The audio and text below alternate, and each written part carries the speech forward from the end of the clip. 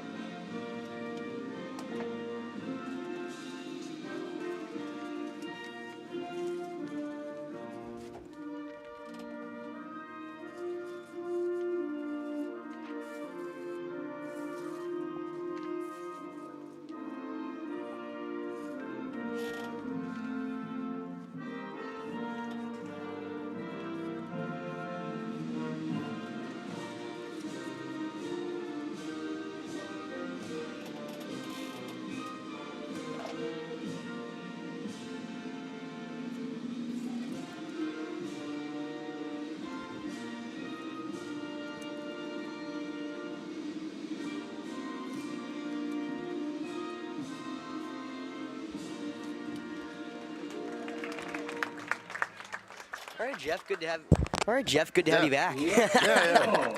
You know, you took the first game off, but you so conveniently showed up for the second game. I wonder why. Yeah, it's kind of sunny out here. Well, welcome to Forest Acres Classic. That's how it's been all day, all week. Sunny, beautiful weather. It gets a little hot around this time, but sunglasses come on, and we head to the field. It's AC Flora Miller. What are you going to say? No, I'm just happy to be out here. Taking in the beautiful weather. I'm glad that we're in the title game. We're in the title game for the first time in a couple of years. Falcons trying to win their first Forest Acres Classic since 2018. The Miller School trying to go back-to-back right here at Falcon Field. Put some music on in the background, turn that down a little bit so I don't get oversaturated. My sunglasses came on, I gotta figure out where the mouse went. So the Falcons are the designated away team here at home. The music's really low, I'll turn it up a little bit. Falcons are the designated away team here at home today, the second time this tournament. Miller will be the home team here in this championship rematch. Well, this game rematch of the 11-inning classic, not a championship rematch. Falcons weren't able to reach the championship game last year because of the Miller School. So let's rock and roll through starting lineups here to lead off AC Flora. Lead off in center field, Charlie Scott. Batting second, the DH, Zach Sneed. Third, the first baseman, Rohan Bremer. Cleanup duty is Tyler Hernandez. He's in left. Batting fifth, the third baseman, Mani Lafitte. Batting sixth, the catcher, Dylan Hernandez. Seventh, the right fielder, Paul Choate. Eighth, the shortstop, Jack Chetwood. In ninth, back in the lineup, is Roper Owensky, the All-State second baseman. On the mound for your Falcons, well, the Forest Acres Classic brings a chance for a star-making performance. Riggs Scott, the brother of Charlie, can don the rubber today here against the Miller School. Let's look at the visiting Miller School of Albemarle Mavericks, who are the designated home team. On the bump for the Mavericks is Caleb Crawford. We'll talk more about him in a second. Leading off in left field, Noah Gray. Batting second, Drew Lucy, the Charleston University commit. At first, the first baseman commit for the Tennessee Volunteers, Evan Hankins. In center field, it's the UNC commit, Mandela Brownman. Batting fifth, the shortstop, Jean-Michael Sheff. He's going to Louisiana Lafayette. The right fielder, batting sixth, Jackson Rosales, number 27. DHing in the 7 hole, it's Kason Wagner. Batting eighth, the second baseman, Connor Lockhart. In ninth, the third baseman, Will Tomlinson. Big fight field here at Falcon Field. A rematch of the 11-inning thriller last year that kept me and Jeff here till close to midnight. Falcons, Mavericks, round 2. One of the top teams in 4A versus one of the top teams in Virginia. Let's do it here. It'll be on the rubber. Caleb Crawford, the right-handed junior who's making now his fourth start of the year, his 5th appearance. He dons a 0.34 ERA over 20 and a third innings pitched. 17 strikeouts, 4 walks. A tough task for our Falcons. Well, at the dish to lead it off, right-hander Charlie Scott. Charlie led off the Forest Acres Classic with a leadoff bomb against the Hammond School. Righty on righty, we're underway. Crawford fires. Scott pops the first pitch in the air to the left side, foul territory. We are underway here in the final game of your 2025 Forest Acres Classic. Yeah, I'm excited about Riggs pitching. Yeah, I've never seen Riggs pitch yet. Austin told me, good luck, you have no stats on him. I said, that's correct. I said, we will see how it goes. So I pitched him in coach's pitch, his second year of coach's pitch. Yeah. So I'm ready to take full credit. I'm fully expecting you to do so. The 0-1 is sliced foul. It'll be 0-2 here to the Falcons' leadoff center fielder, Charlie Scott. Charlie coming in, raking, as always, it feels like, 9 of his last 23 with 2 homers in the last 6 games AC Flora has played. The 0-2. Breaking ball, hammer to the left side. That's through the hole. Past John Michael Sheft.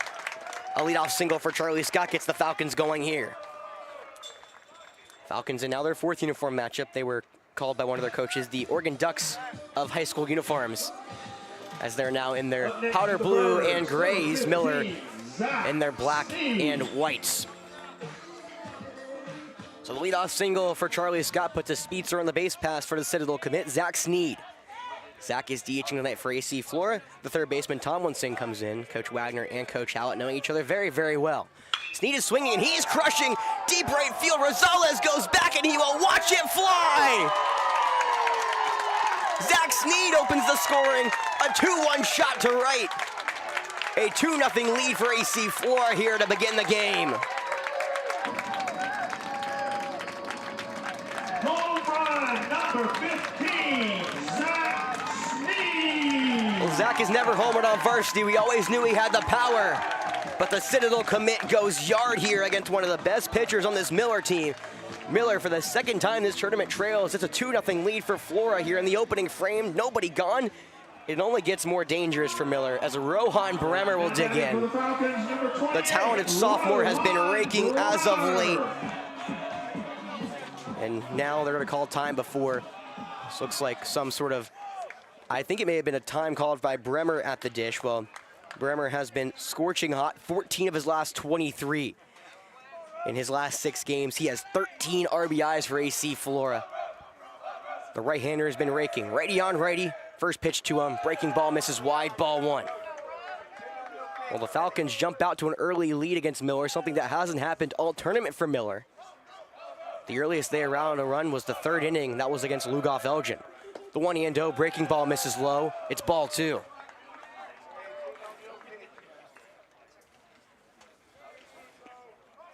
Crawford, that is only his 3rd earned run allowed of the season, the 2-0. That ball is chopped to high, a chopper to the shortstop. Chef waits back on it. Fields is on the high hop. The throw to first is in time. There's 1 away. Miller does something no team has really been able to do all tournament. Get Rohan Bremer to ground out in his first at bat. Now batting for the Falcons, number 21, Tyler Hernandez. Well, Tyler Hernandez will step in with a 2-run lead for AC Flora. The left-handed left fielder has been playing a lot more left field as of late. He's been impressing the parents here in AC Flora with his skills in the corner outfield. Usually a catcher or a first baseman.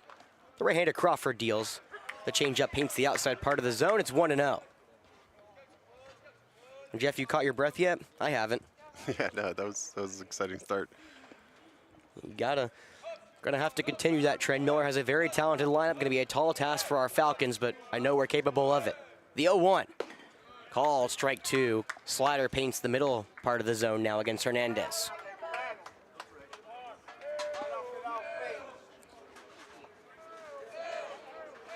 The 0-2. Swung on and missed. Heater blown by Hernandez. There's 2 away.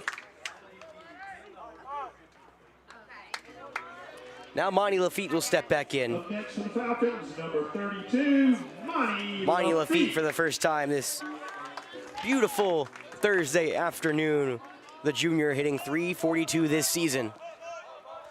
Looks to help the Falcons with some insurance already. Righty on righty. First pitch curve, ball stays upstairs. It's ball 1.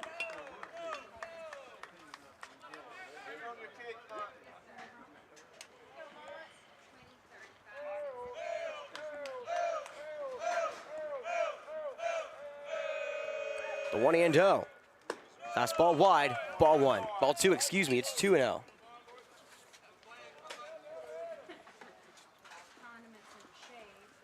Monty was injured last in the football season. He was one of the linebackers for AC Flora.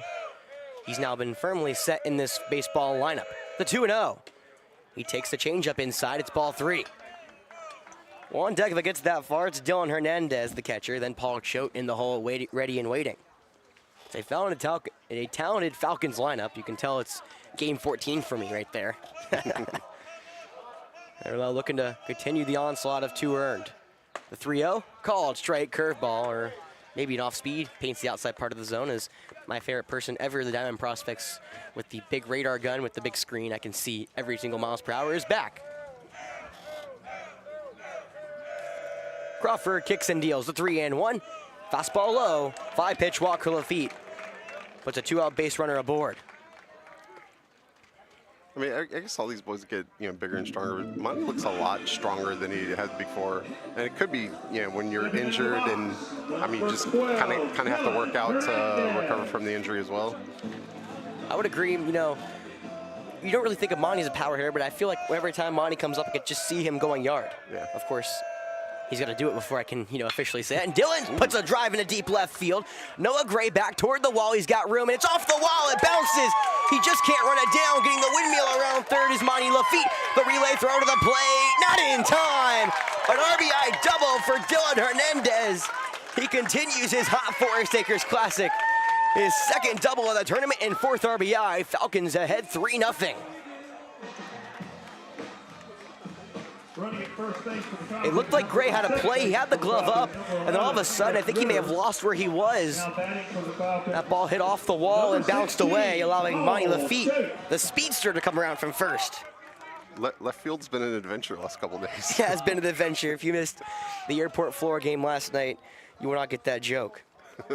Well, all of a sudden, AC Flora jumping out to a 3-0 lead against Miller, something that hasn't happened for the Miller School all tournament. Now it's Paul Choate digging in, righty on righty. First pitch is swung on and missed. Elevated fastball. It's 0-1. Well, right on cue as of yesterday, as I called, Choate had a good game. 1 for 2 with a stolen base and a hit by pitch. Already some action in the Miller bullpen. That's Naomi Ryan getting ready and waiting. Crawford on the bump trying to labor through the first. The 0-1. Off speed in the dirt. Good pitch. Swing and a miss. Strike 2.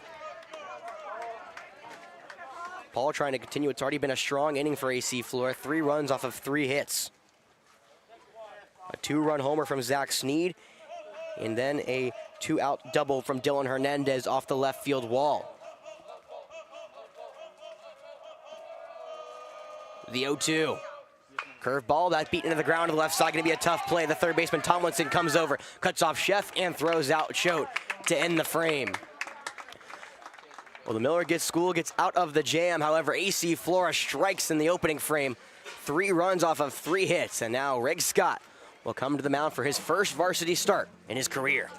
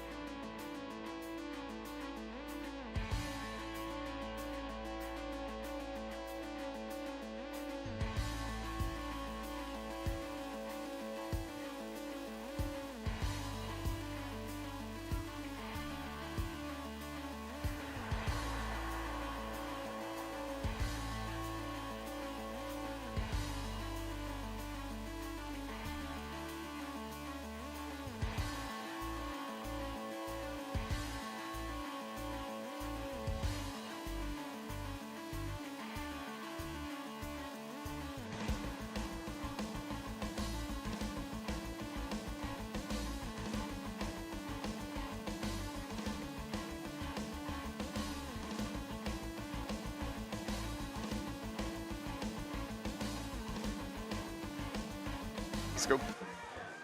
Welcome back to Falcon Field. For the first time this tournament, Miller comes up for the first time trailing. Yeah, he's all week. All week I've been here. For who? Yeah. Oh. Oh, yeah, that's not us. Yeah, no, I'm in a parking lot all the way over there. If I'm blocking anything, there's a other problem. Sorry about that, everyone listening on stream. Well, welcome back to Falcon Field. 3-0 lead for AC Flora here is the freshman, Riggs Scott. Comes up to the plate, first pitch heater, low in the zone for strike one. He will face in his first varsity start a very talented Miller lineup. Leading it off, it's the right-handed left fielder, Noah Gray. Scott fires the off-speed, swung on and missed. Strike two, curveball, and Jeff and I were talking. This is Riggs' first varsity start. I have no stats on him, which also means Miller also has no stats on him. How are you going to fare against the young freshman? The 0-2. Strike out swinging. 3 pitches, 3 swings and misses. Or excuse me, 2 swings and misses.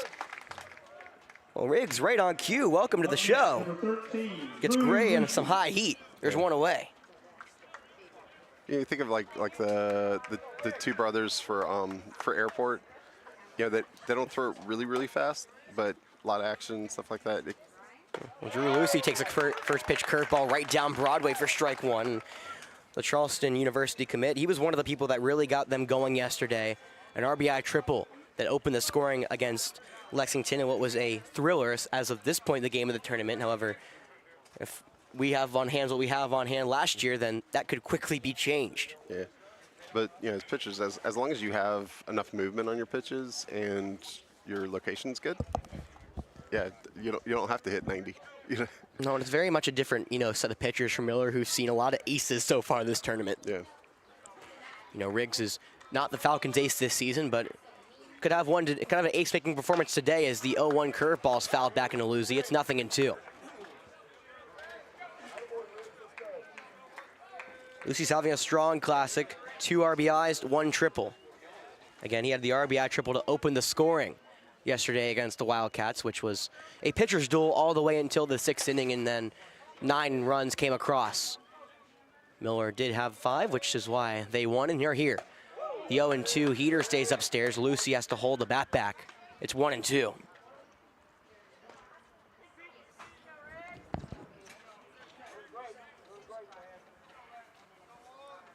The 1-2.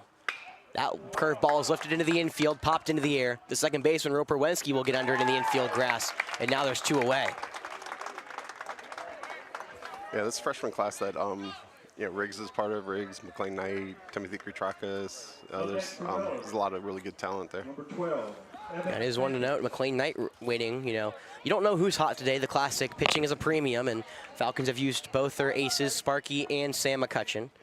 Talking to Sam earlier, he was appreciative of a couple of the calls he had in his 11 strikeout performance last night. he had his favorite, he told me, the Frozen on Ice. That was one I made up end of last year, and I was proud of it. So yeah. See if I had to use it today. Well, it gets no easier for Riggs. Evan Hankins digs in for the first time as he lines one at deep center field. Charlie Scott ranges back as he looks up, and it will leave the yard into the forestry. Hankins remembers last year, he touches first. Even pointing to it. Making sure everybody saw it. Hopefully we can all laugh about it. He will touch third, and now it's a 2-out homer for Evan Hankins. Well, for those who do not know what I was alluding to, Evan Hankins yesterday last year in a big-time spot, but would have capped off what would have been a 6-run inning, was ruled that he didn't touch first. Now, I will say Hankins said he touched first. Of course, me and Jeff watching the ball sail out. He was around first by the time the ball left the yard, so we were not completely sure. But however, he makes sure he touches them all there. 3-1 lead now for Flora. Still in trouble. It's Mandela Brauman, the UNC commit, up with 2 outs and nobody on. Yeah, Hankins did a good job slowing his swing down for that. Yeah, no, he just put a stroke. It didn't look like actually it was going to be out off the bat. A strike 2 curveball dips in late on the inside part against Brauman. No, it didn't look like it was a home run swing. However, it was a smooth swing through the zone, and his first homer of the Classic gets Miller on the board. Righty on righty 0-2. Fastball upstairs. Brauman doesn't extend.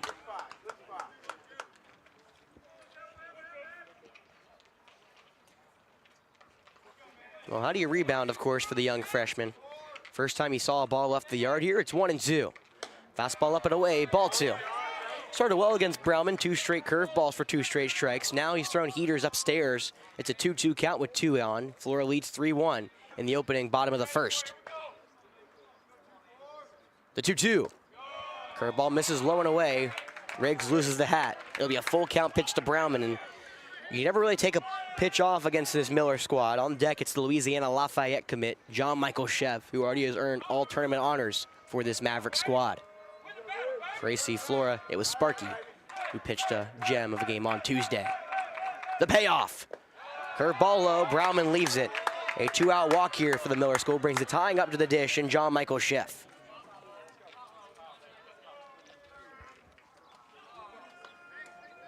Up next, number 4, John Michael Sheff.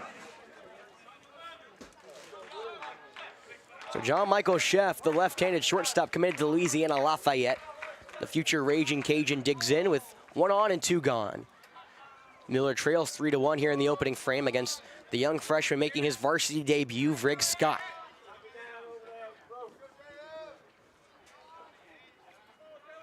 Righty on, lefty, 2 away. Scott working out of the stretch for the first time today, comes home. Curveball misses low and in, ball 1. He broke too much.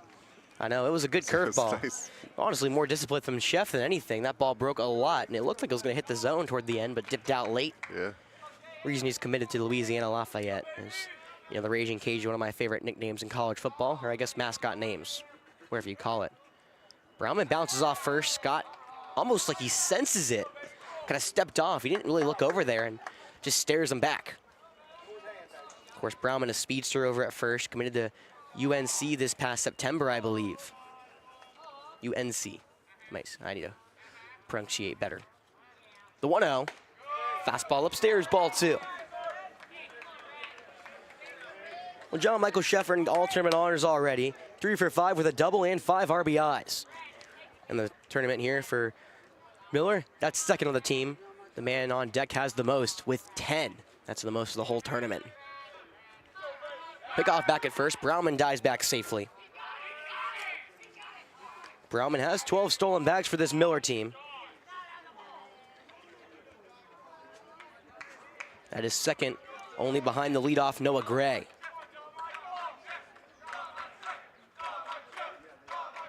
The 2-0. Fastball wide, ball 3. 3-0 the count, 2 gone. 3-1 lead for AC Flora here in the bottom of the first. The dangerous Mandela Brauman on first. So another just tough out, John Michael Sheff at the left-handed part of the batter's box. The 3-0. Called, strike 1, change up on the outside edge.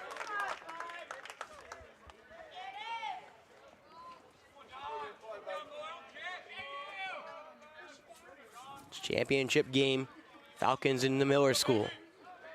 The 3-1, Brauman fakes the steal. It's high and away, ball 4. Back-to-back 2-out walks. Puts the tying runs on the base path for Jackson Rosales. Well, Jackson has been one of the best players this tournament, period. 5 for 8, 2 doubles, 10 RBIs. He has another chance right here with 2 on and 2 out. Brauman at second, Sheff at first. You know, after watching him, I can't believe it, but Rosales is uncommitted. What year is he? A junior. Nearing a 300 batting average, has 2 homers, and after his 10 RBI 3-day performance, has up to 21 RBIs. Shot, or 22, excuse me, that's good for the team lead. You might shockingly believe, you know. Righty on righty, first pitch. Curveball, that's hammered into left field, but right at Hernandez. He ranges over and makes the play near the line. Rosales puts a good swing on one, but it finds the glove of the left fielder. Falcons leave 2 on the base pass and lead it 3-1 as we go to the top of the second.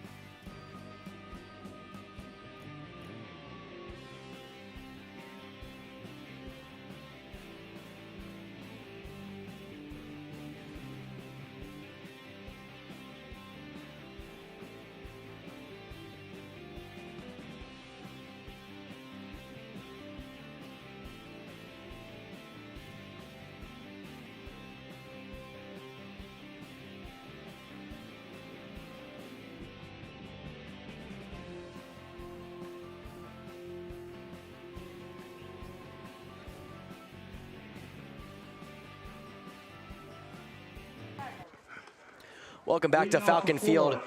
Evan Hankins with a beautiful homer gets the Miller School on the board in the bottom of the first. It's now a 3-1 lead for AC Flora as we enter the top half of the second.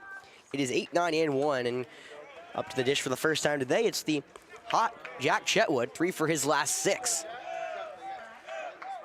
He's playing short today, righty on righty. He shows bunt. He pulls it back as strike one paints the outside part of the zone. It's a fastball. Well, it's Chetwood, Roper Wensky on deck, and Charlie Scott here in the second for AC Flora. The 0-1. That ball is lifted into left field. High pop-up. Gonna be a long run as Noah Gray, the quick left fielder, will have room and make the play after it trickles back towards fair territory a little more. That's a pop-out for out number 1. Now batting for the Falcons. Of course, AC Flora, even though we're coming out of our home dugout, and we are the host, we are the away team, so we're in the top of the second, and now the All-State second baseman back into the lineup, Roper Wensky. Roper was out yesterday, and now the junior hitting .414 steps in and watches a fastball called, strike one on the outside edge. Roper's wearing that cage because of an eye injury, but you know, talented junior wants to play and is why he's in the lineup. The 0-1 curveball, that one's grounded to the left side, that's a base hit.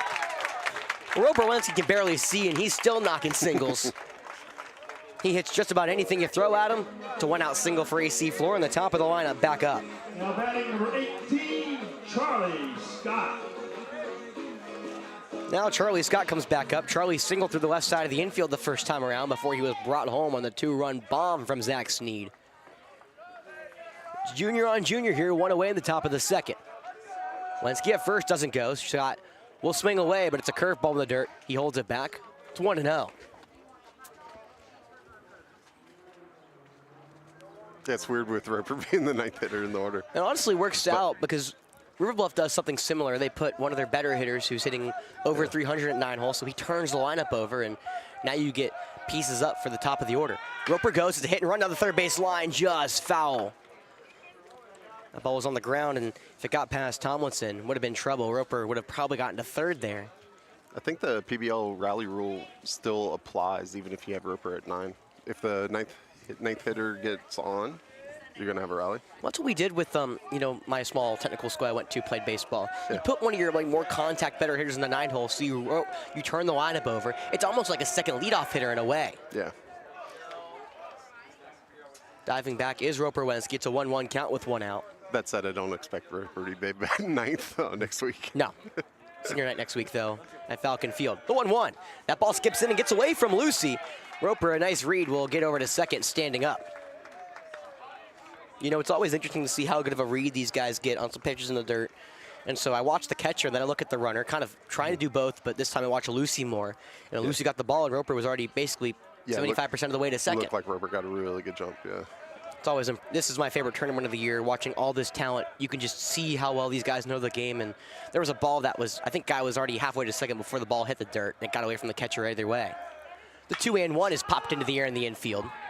The shortstop, John Michael Sheff, will be called off by the center fielder, Brauman. He makes the play behind second. After a long run, there's now 2 away. Well, someone asked if I have my sunscreen as the sun's now coming out. I got my jacket over me, even though I'll be a little hot. We'll be all right. Well, hey, tell me what Zach Sneed did his last at-bat. He put his first homer of the season over the right field wall. Ooh, that's good. That is really good. It was a 2-run shot that gave the Falcons the early lead. Now he's looking to add to it. Runner on second, 2 away here.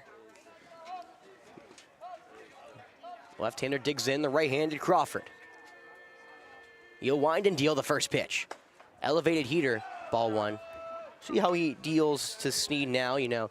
It's always interesting, the same thing will happen when Riggs comes back in the order and against Hankins. How, after a homer at the high school level, you deal with that same hitter. You know, a lot of good pitchers will just do the same things and trust their stuff, and I trust Crawford will do the same. The 1-0. Breaking ball in the dirt. Ball 2. Looked like he went with a changeup there, just missed low and away. That one tailed away from the left-handed Sneed. I think that was trying to get a swing and a miss. Didn't get what he was looking for, though, as it's really hard to get swings and misses with Zach Sneed. The 2-0. Breaking ball. Missed in a bit tight, ball 3. That was a great pitch that Sneed took. didn't miss by much. Well, as I say every time, one of the best eyes you'll see at the high school level, Zach Sneed has drawn 24 walks this season, which has pushed his on-base percentage near 600. It's at 595 if you want to be exact. It's pretty good. Really good. He's still hitting almost 400 as well, so does help. The 3-0. Fastball is wide, a 4-pitch walk to Sneed. Well, the Falcons got the threat right back here yet again. It's now Rohan Bremer. Falcons, number 28, Rohan Bremer. Crawford did something almost no pitcher has done here in the Classic, got Bremer to ground out. As now a pitching mound visit here for Crawford, and he got through so far, has been kind of piecing it together. It was fly out, single, fly out, walk. We'll be right back here at the Classic.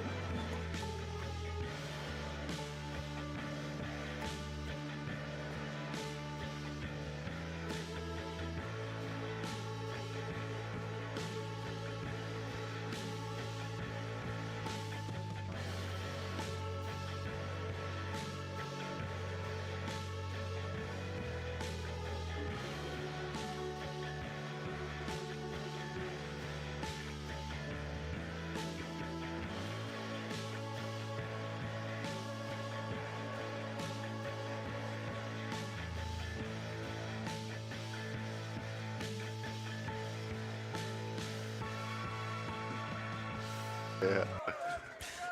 Welcome back here to Falcon Field after a mound visit. It'll be Caleb Crawford on the bump, dealing to Rohan Bremer, one of the hottest hitters in the Classic period.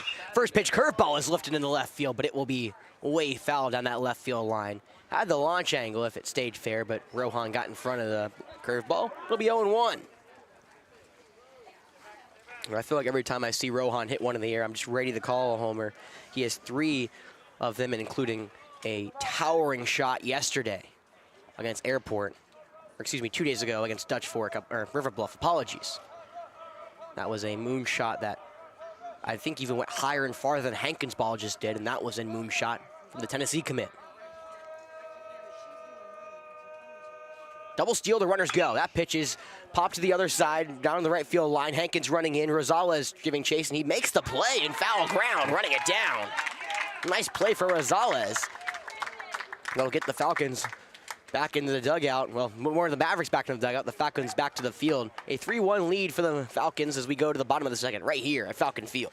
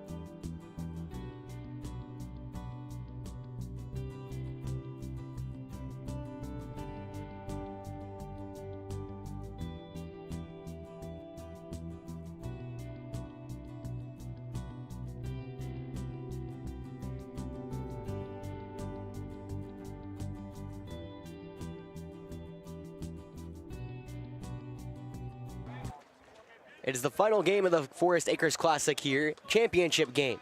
Falcons and Mavericks for the second straight year doing battle, this time for a title. For the Mavericks, number 8, Kason Wagner. It'll be Kason Wagner, the son of the Hall of Famer, in the box. He was pitching yesterday for the Mavericks, had a no decision. First pitch curveball to the lefty is called, strike 1, low in the zone. Rick Scott back on the hill for AC Flora.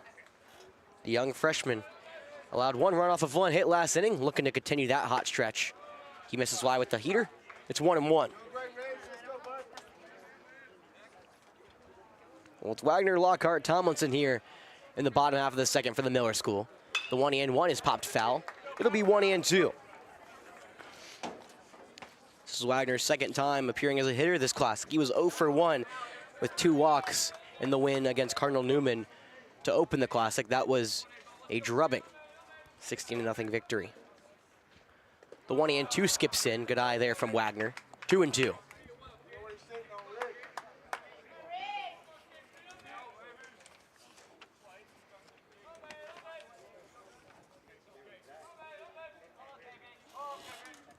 Wagner will call time.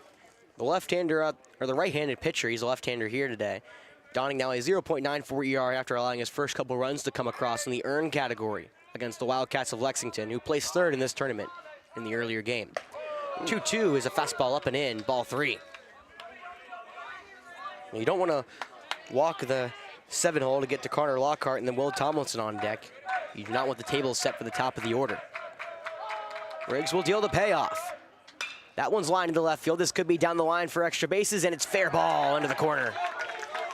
Nice job from Wagner to poke it the other way. He'll stroll into second with a leadoff double. Yeah, the tent's in the way of the camera, but it was about, what, 3-4 feet inside the Yeah, line? it was more fair than the airport one yesterday, but still was fair. Number 22, Connor Lockhart. Now it is Carter Lockhart, the bottom of the order, has been producing here for the Miller School, what makes them so dangerous. Lockhart comes in 7 of 20 with 8 RBIs and 3 doubles. The right-handed second baseman will get a runner on second here with nobody gone. 3-1 lead for AC Flora in the bottom of the second against the Miller School of Albemarle from all the way in Virginia. Now Bremer, the first baseman, and Lafitte, the third baseman, will come in. Again, Wagner and Hallett know each other so well.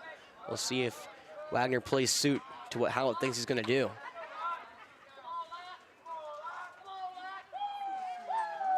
The first pitch to Lockhart, he does show bunt, but it's an elevated fastball. He pulls it back, ball 1. Miller trying to move what would be another runner over into scoring position, closer, 90 feet away. They already have one at second, and on cue, Jack Chetwood and Monty Lafitte will switch. Jack will play third here. One of the quicker players for AC Flora. It's got to be a good bunt from Lockhart. We've already seen multiple times the lead runner be gunned down, including one that happened against AC Flora against the Hammond School on Monday. The 1-0, bunt inside, he pulls it back. Curve ball, it's 2-0. Well, on deck, it's not the home run leader, excuse me. It's Will Tomlinson, the third baseman. It's Jack Warrington, the home run leader. Tomlinson has 12 RBIs, though, on deck. Feels like this whole team can just hit. Riggs will look back the runner at second. Standing back in safely is Kason Wagner.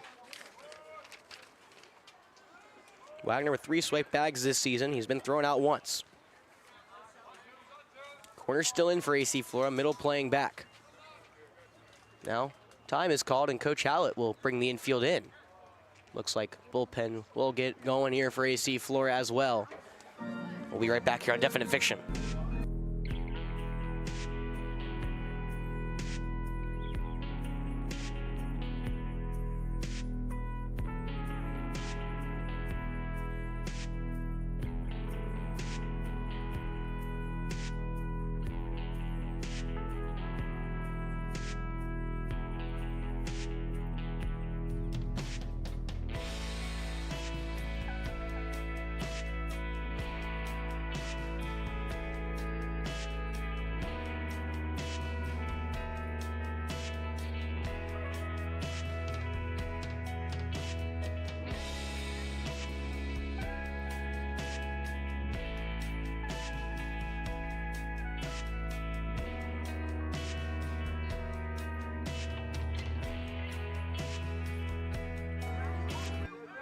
Welcome back here to Falcon Field. It's the championship game of the 20th anniversary of the Forest Acres Classic. It's the Miller trying to go back-to-back, and AC Flora trying to win their first championship game since 2018. The 2-0 bunt attempt is going to be pulled back because a breaking ball is high. Riggs is in danger of walking the 8-hole. Surrendering now. Another base runner here in this bottom of the second. Miller trailing 3-1 here against AC Flora. Looking to maybe draw even. Riggs keeping a close eye at Wagner at second. Bunt shown, he goes home. Call, strike 1. Beautiful curveball on the outside edge. Wagner fooled me in a way. Shouldn't have fooled me, to be honest. He wasn't faking or anything, but still did fool me a little bit.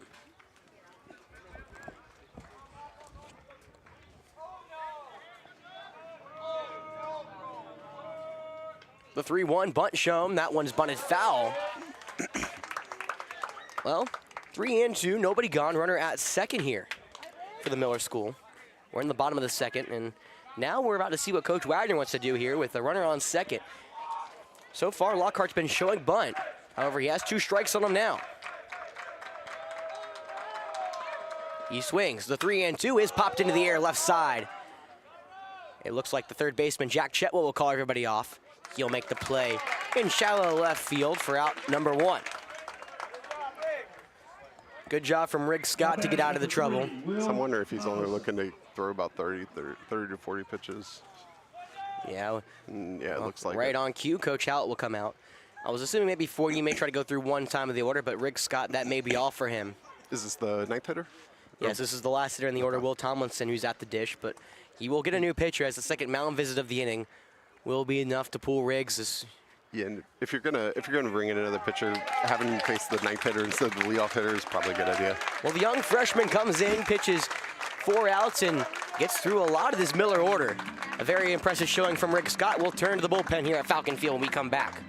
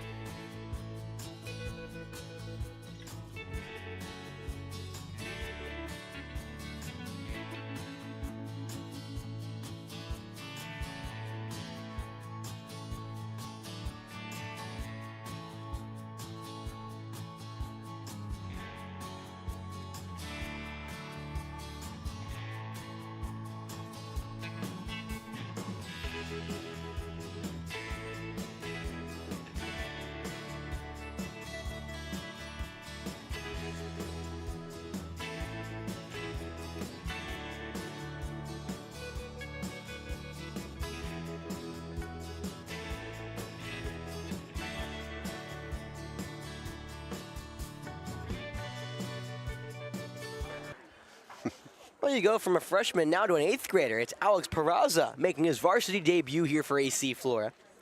Peraza's been with the team for the last around 2 weeks, but this is his first piece of action in varsity level. And well, in case you're wondering what Peraza's been doing, why I have no stats on him, he's on the B team. I mean, there's nothing else to say. It's all I really got. I mean, we've seen good. What was that? The BC pitcher was the 8th grader. Yeah, Rylan Willis. He's probably like sophomore now. Yep. Well, it doesn't get easier in his first ever start appearance for varsity. Peraza will face a talented Miller lineup. It's a 9-hole Will Tomlinson up. Righty on lefty, and Peraza's first piece of varsity action ever. He'll fire home. The first pitch is a fastball inside, ball 1. Well, the kid with the best name on the team, Alex Peraza. Yes. Of course, my name's Alex Ross, so hi. Good to hear from you. Good for you to hear me, yada yada. I don't think anyone left. Actually, I just left. Ha ha ha ha ha. 1-0, the count. Peraza deals. Fastball's tapped foul. It'll be 1-1. You look at the 9-hole in the order, Will Tomlinson. Tomlinson comes in 1-6 on the Classic, 2 strikeouts, 2 walks. He's one of the players at the bottom of the order that tries to flip it over for Miller as the dangerous Noah Gray awaits on deck, and then all the college commits start following. Noah's just too young to really be committed anywhere quite yet. The 1-1. Called strike 2, curveball in the top half of the zone for Peraza. The first time he's broken that one out today. And now Dylan Hernandez will come out and talk to Peraza. Well, pitching a premium, as I've made it known the last 2 days, the Falcons are relying on 2 players that have yet to see varsity action at all. You know, it's one of those things that I love about the Classic. You see players that have never appeared in games. And of course, Peraza will get potentially one of the most talented lineups he'll see in his high school career ever. Of course, the jury's still out on that one. He's got 5 years of it. Yeah, plenty of time. Plenty of time to see some others. Peraza looking back to throw to second. His glove by Chetwood. Kind of caught Wagner off guard. It looked like he was a little slow getting back, but he was back in plenty of time. Peraza working out of the stretch. Kind of an open stance, if you will. Rather than we see a lot of pitchers are closed, Peraza's front foot is offset to his back behind it. The 1-2. It's fouled straight back and won't do it again. Looked like maybe a slide piece up in the top of the zone. Yeah, it's a good pitch. The hitter's sort of double clutched, like on. Yeah, almost froze the junior Tomlinson. He put a defensive swing on to stay in the AB. Still a 1-2 count, 1 gone here in the bottom of the second. Falcons lead it 3-1 against the Miller School, looking to avenge their loss from last season. The 1-2. Breaking ball stays away. Good eye from Tomlinson. It's 2s.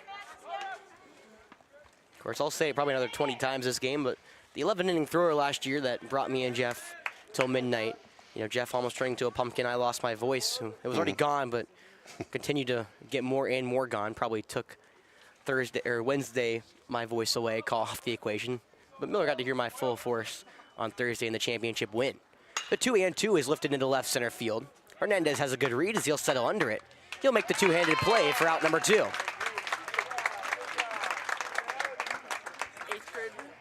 Well, the first pitcher Alex Peraza sees in the varsity level is a fly out to left. However, it gets no easier as it's the top of the order, Noah Gray. Runner on second, 2 away for Noah Gray. The talented freshman leads this Miller team in average, leads this team in on-base percentage. Or did I add he's only a sophomore? Yeah, he's hitting .439 this season, 7 RBIs. He struck out swinging his first go-around, the only strikeout the Falcons have got through the first time in the order.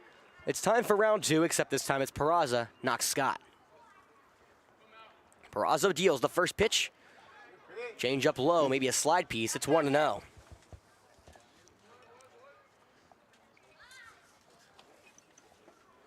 Gray now 4-9 in the Classic, 6 RBIs for him. Putting together a very strong showing for this Miller team that has put a strong showing together. They've outscored their opponents. Well, in 1 second, the 1-0 curveball's called, strike 1. That was a nice one. That one broke right across the heart of the plate. Well, the Miller School was a 29-1 showing in the first 2 days. Yesterday, a 6-4 game in favor of the Miller School after they came back in the 6th inning to knock out the Wildcats of Lexington, the defending 5A state champs. They've outscored opponents 35-5 coming into today. Now they're getting outscored 3-1. The 1-1 heater is called, strike 2, low in the zone. Peraza had 1-2. You'd really like to get this out here because the dangerous Drew Lucy, who hit an RBI triple yesterday, is waiting on deck with only 1 shin protector on. That's because he has a ankle guard in his other one. The 1-2 slide piece stays away. Good eye from Gray. It's 2-2. I just realized that, to be honest. That was one. There's like 2 people that did it yesterday, and I'm like, why do they only have 1 shin protector on for their catcher? Well, it's because they have an ankle guard on their other foot. It's really hard to probably put both of them on at the same time. Yeah, it is. Thank you, Jeff, for affirming my doubts. 2-2. Off speed away. It'll fill her up. 3-2, 2 gone. Runner at second. Miller trailing 3-1 here in the bottom of the second against AC Flora, the defending champions versus the host in this 2025 championship game.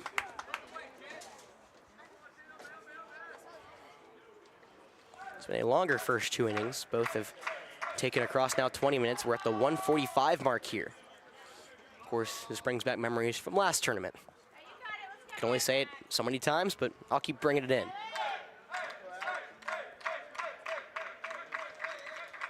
Peraza comes set. Righty on righty, runner at second. He'll deal home the pitch. Fastball that was lined up the middle for a base knock. No, Chetwood gloves it up the middle. The high throw into first is in time. Jack Chetwood ranges over and rubs Noah Graham an RBI single.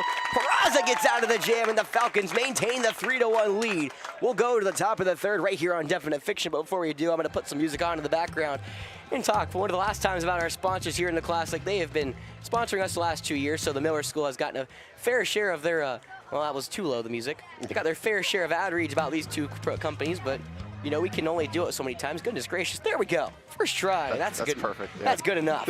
We're going to talk about our sponsors here, right here on Definite Fiction, first and foremost. Now, this doesn't apply to Miller, but the Richland Post 215 Legion team. They're a Legion team that is a summer baseball team that operates here in the Midlands in the summer. What they do is it offers free baseball to high school kids, and some of the best talent across this state has to offer. You know, all these Flora kids play Legion. I'm sure the Miller kids as well will play Legion as well if they do have Legion, but you should play Legion. Again, Coach Chris Dorsey focused on building men, not just baseball players, but of course as a baseball player you have some of the top talent as coaching will offer. Former MLB players, former minor league players, former D1 athletes, all are the coaches of the 215, and I'm sure they're coaches all around the state. So if you're a Flora fan or a parent of another team that was in the Classic, go scan that QR code right there on your screen and go sign up for whatever post you qualify for, or I guess are zoned for rather. Well, then we go from the Legion 215 to the Big Red Box Dumpster Company, what the skipper of the 215 does as his day job. The Big Red Box Dumpster Company is an all-inclusive dumpster company that will bring you a dumpster, you fill it up, and they'll take it away. So simple and easy. Go to www.bigredboxdumpstercompany or call 803-783-6834 to learn how you can book your dumpster today. All right, so after those two ad reads, we're set to begin the top of the third. AC Flora ahead of the Miller School, 3-1 here in the top of the third. It was some nice pitching from the freshman and the 8th grader AC Flora for their first 2 innings, and give credit where it's due. The ball from Gray was hit right back up the middle, but Chetwood, the shortstop, stealing what would have been an RBI knock for Gray. Now Tyler Hernandez digs in, the left-hander gets the right-handed Crawford. First pitch, that one's driven to deep right field. However, it's too high hit to get out. Rosales has a play on it, and he'll make the two-handed grab for out number 1. The launch angle was there, just not the distance. There's now 1 away. Now batting for the Falcons, number 32, Monty Lafitte. 1 pitch, 1 out now as Monty Lafitte digs back in. Lafitte walked and came home on the RBI double from Dylan Hernandez back in the first. That's where the Falcons capped off a 3-run first inning, which has given them now a 3-1 advantage over the Mavericks. Righty on righty, Crawford comes home.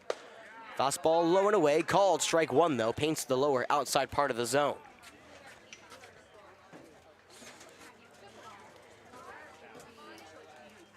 Well, Naomi Ryman was up warming up earlier for the Miller School. She's not back in the pen quite yet, so we're rolling with Crawford here for the foreseeable future.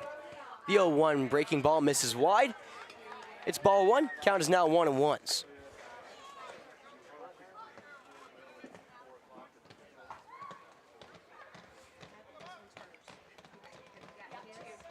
Crawford kicks and deals the 1-1. Fastball up and away. Ball 2.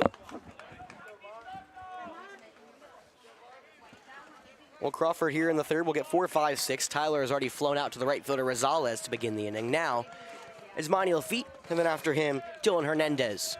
The 2-1. Fastball called, strike 2 on the outside edge.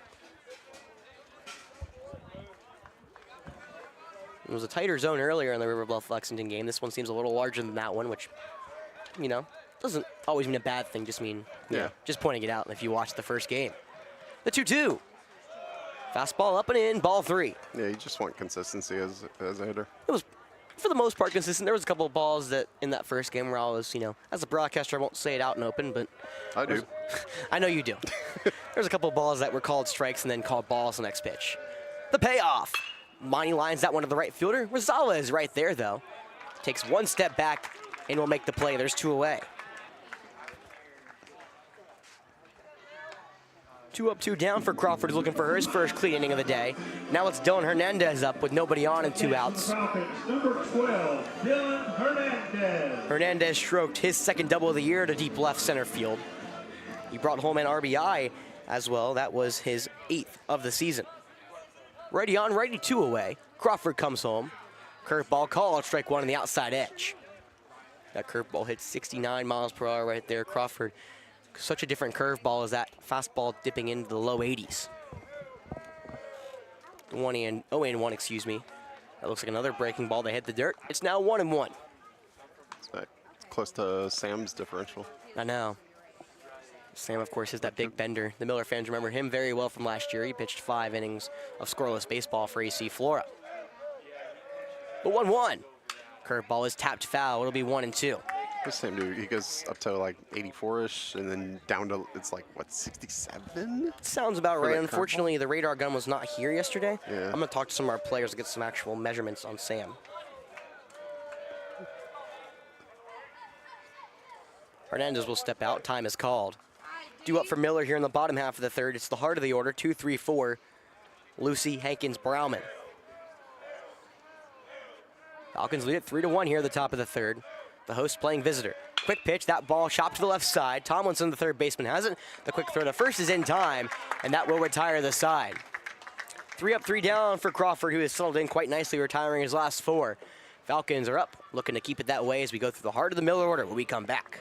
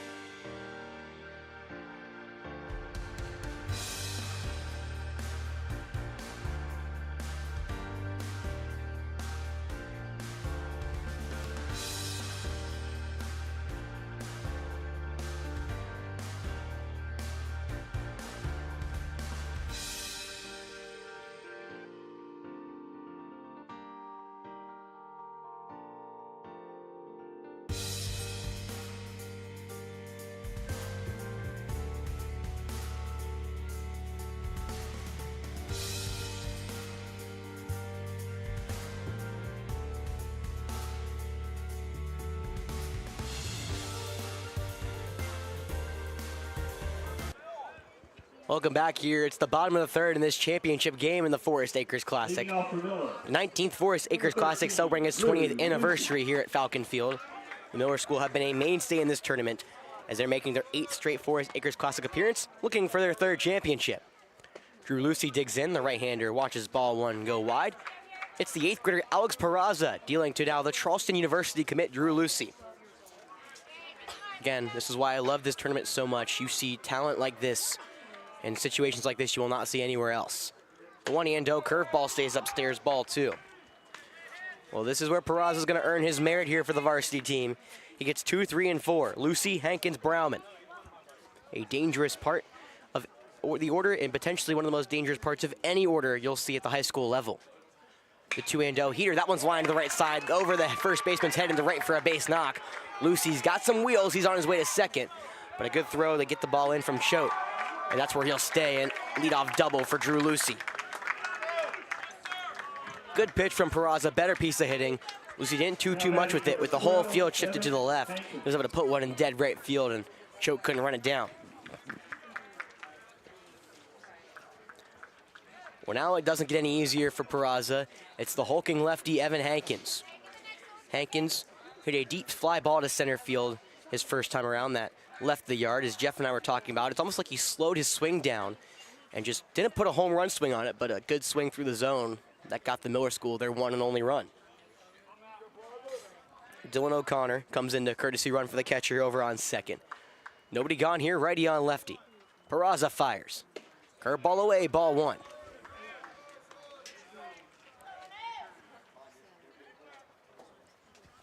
For Hankins, coming off a 1-for-3 performance, he starts his day off hot today. That was now the second homer he's launched this year. He launched 4 all of last year. The 1-0. Fastball in the dirt, ball 2. Hankins comes in today hitting .347, 16 RBIs, now 17, up to 2 homers on the season. He's looking to drive in Lucy from second and get the Miller school back within a run. The Miller also works, I guess. You know what I'm talking about. The Miller. You can use that, Miller school. I'm not copywriting the word "the." I hope everyone gets that reference. Probably not, but it's all right. The 2-0. Curveball stays wide against the southpaw. It's 3-0. For those who don't, Ohio State tried to, as a Buckeye fan I can make it a joke, Ohio State tried to copyright the word "the" a couple years ago. It went about as well as you expected. They wanted to make a shirt with the word "the" on it, but yeah, unfortunately, I mean, they still can, but it's just not copyrighted. Yeah. The 3-0 from Peraza. Breaking ball misses low. It's a 4-pitch walks to Hankins. As now there's the tying runs on base for Mandela Browman. Now batting number 24. Well, Mandela Browman is one of the other Mavericks that is having an all-star tournament, just like his 2 players behind him, Chef and Rosales. Browman, he walked his first time around, but coming into the tournament, he is a solid 5 for 7, now 4 walks for the UNC Tar Heel. Righty on righty, nobody gone. Corners in, middle infield playing back, looking to roll it 2. Runners at first and second here for the 8th grader. Peraza comes home and Browman shows bunt. It's a fastball away, ball 1. Browman trying to set the table for John Michael Chef, who already earned all tournament honors, and then the dangerous Jackson Rosales, who is leading the team in RBIs this season and leading the tournament in RBIs with 10.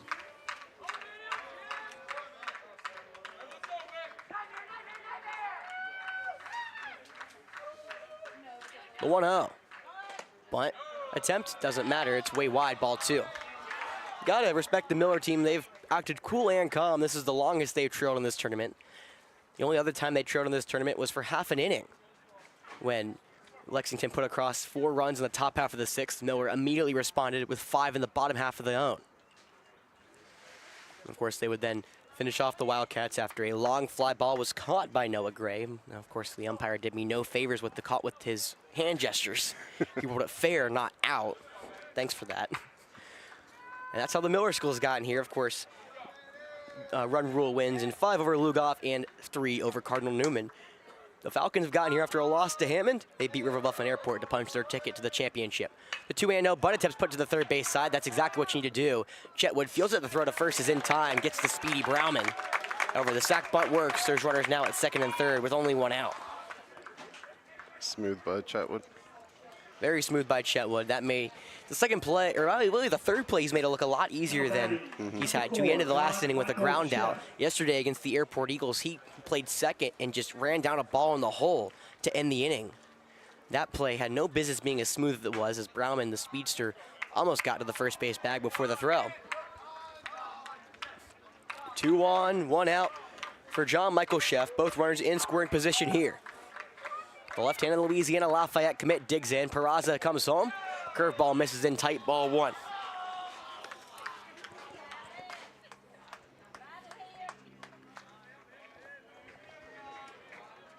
Chef, his first go-around, walked. That's where he was left stranded after the line out to the left fielder Hernandez ended the frame. Now Peraza will step off the river as Coach Hallett will come and talk to his 8th grade right-hander.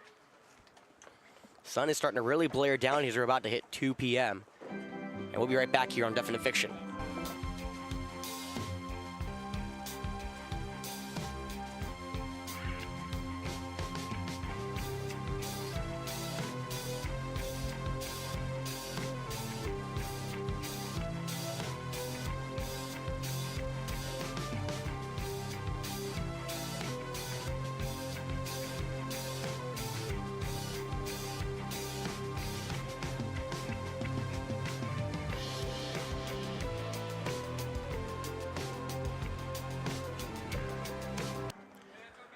Welcome back into Definite Fiction. It's the Forest Acres Classic here at Falcon Field. Falcons, the hosting AC Flora Falcons, I might add, lead it 3-1 over the defending champion, the Miller Mavericks, the Miller School of Albemarle Mavericks. Out of the full name. While the left-handed John Michael Sheff up against Alex Peraza. The right-hander comes home. Fastball away, ball 2. Sheff has been raking at the dish, excuse me, again, as he's already earned all tournament honors. What I was more trying to say was, of course, Peraza. Been very careful around this order, and now Peraza will look back. Hankins, who's dancing off of second. He will love to draw an errant throw. But no, Peraza's been very careful against the top of the order, rightfully so. This is one of the best parts of any order you'll see at a high school level. The 2-0 from Peraza. Curveball stays wide, ball 3. First base is open, but it puts the RBI leader for the Mavericks at the plate in Jackson Rosales. Really just kind of a lose-lose situation here. Well, you lose and you lose even more, I guess is the right way to look at it. Wait, what's that? You walk John Michael Sheff to get to the RBI leader. Yeah, I got you. No, it's not. I mean, the other side of the lose-lose is you strike him out. So it's a win. The 3-0. Fastball misses wide, a 4th pitch walk to John Michael Sheff. Peraza's second of the inning will load him up here for Jackson Rosales. Up next, number 27, Jackson Rosales. Rosales will dig in now for the second time. He lined out to straight away left field his first time around, or Tyler Hernandez ran him down. Infield will shift to the left, potentially still looking for 2 as the second baseman Roper Wensky playing up the hole still. Up the middle. Bases juiced, 1 gone, 3-1 lead for the Falcons here in the bottom of the 3rd inning. Miller threatening to take it back though. First pitch from Peraza. That one's lined on the left field line. It will hook foul though. Rosales got ahead of maybe a changeup.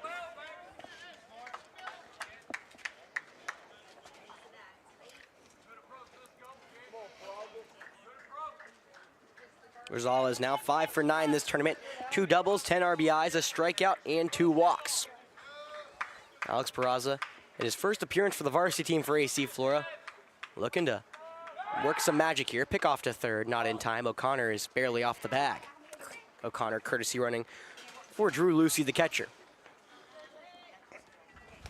So O'Connor's on third, Hankins second, and now John Michael Sheff at first for the dangerous 6-hole Jackson Rosales. On deck if it gets that far, it's Casey Wagner, who already has a double. The 0-1.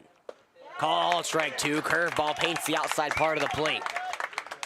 So is nobody warming up in the bullpen? I wonder if Monty, how many pitches did Monty throw? I don't know how many pitches he threw. I can tell you how long he went. It wasn't a ton though. He went over 2 innings. Okay. He went 2 2/3, gave up 2 earned runs off 4 hits. Was that Monday? That was Monday, so he could make an appearance, but it'd be Yeah, I'm interesting just to see. wondering if he's the option, just because there's nobody warming up. Yeah, I don't know what Coach Howard is going to do in this situation. You know, again. Yeah, I mean, hopefully Alex just gets the next 2. And I mean, that's the ideal. That's the ideal situation, of course. But it's never that easy, is it? Yeah. Hopefully it is, though. Yeah, sometimes it is. Sometimes it is. It's just there's never a dull moment here at Falcon Field, so I feel like I always expect the worst, and when the best happens, I'm much more excited. That's not a testament against AC Flora. That's just me being a broadcaster. It's one of the ways I sound as excited as I am. The 0-2. Here, that's lined in the left field. It will go way foul down the left field line. Rosales got in front of the curveball. Last one, Peraza put in the outside part of the plate for strike 2. This time, Rosales hammers it foul. Now it's 0-2 with 1 gone. Base is still juiced here in the bottom of the 3rd. Falcons trying to work out of it. Gotta love Peraza. He's almost like a standoff before he comes set. Now the 0-2. Fastball up and away. Good eye for Rosales. It'll be ball 1 in the count. You know, with the bases juiced, Peraza can work out of the windup, and he's almost like he's not fully standing towards home plate, but he's pretty much like at a almost what would be, I would guess, like a 160-degree angle, if that makes sense, parallel to the first base, toward the first base bag. So he's kind of basically opening himself up to home. It's one of the other cool things about this classic. There's so many different pitchers that are used here. You see some really cool formations, some really interesting arm motions. I've seen a lot of submarine arms. One of the cooler ones was Yarnell for the Cardinal Newman Cardinals. He, against Lexington, kind of like as a fielder, what you're taught to do is kind of pull the ball back away from you. I'll talk more about it in a second. The 1-2. Breaking ball misses wide, ball 2. But going back to it, Yarnell, what you do is like turn the ball away from himself, kind of like get more velocity on it, then whip it home. Yeah. What I was taught to do as a second baseman.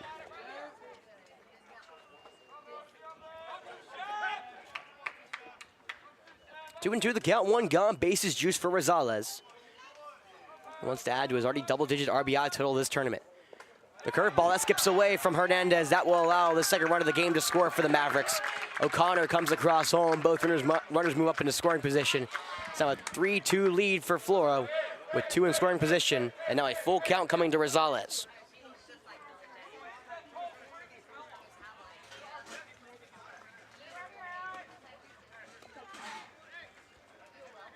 So Hankins now at third.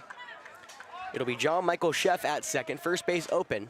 3-2 the count, 1 gone. However, the dangerous Kaysen Wagner awaits on deck. Falcons trying to work through here in this third inning. The payoff. Hits Rosales in the back. The curveball got away from Peraza. Bases juiced yet again for Kaysen Wagner.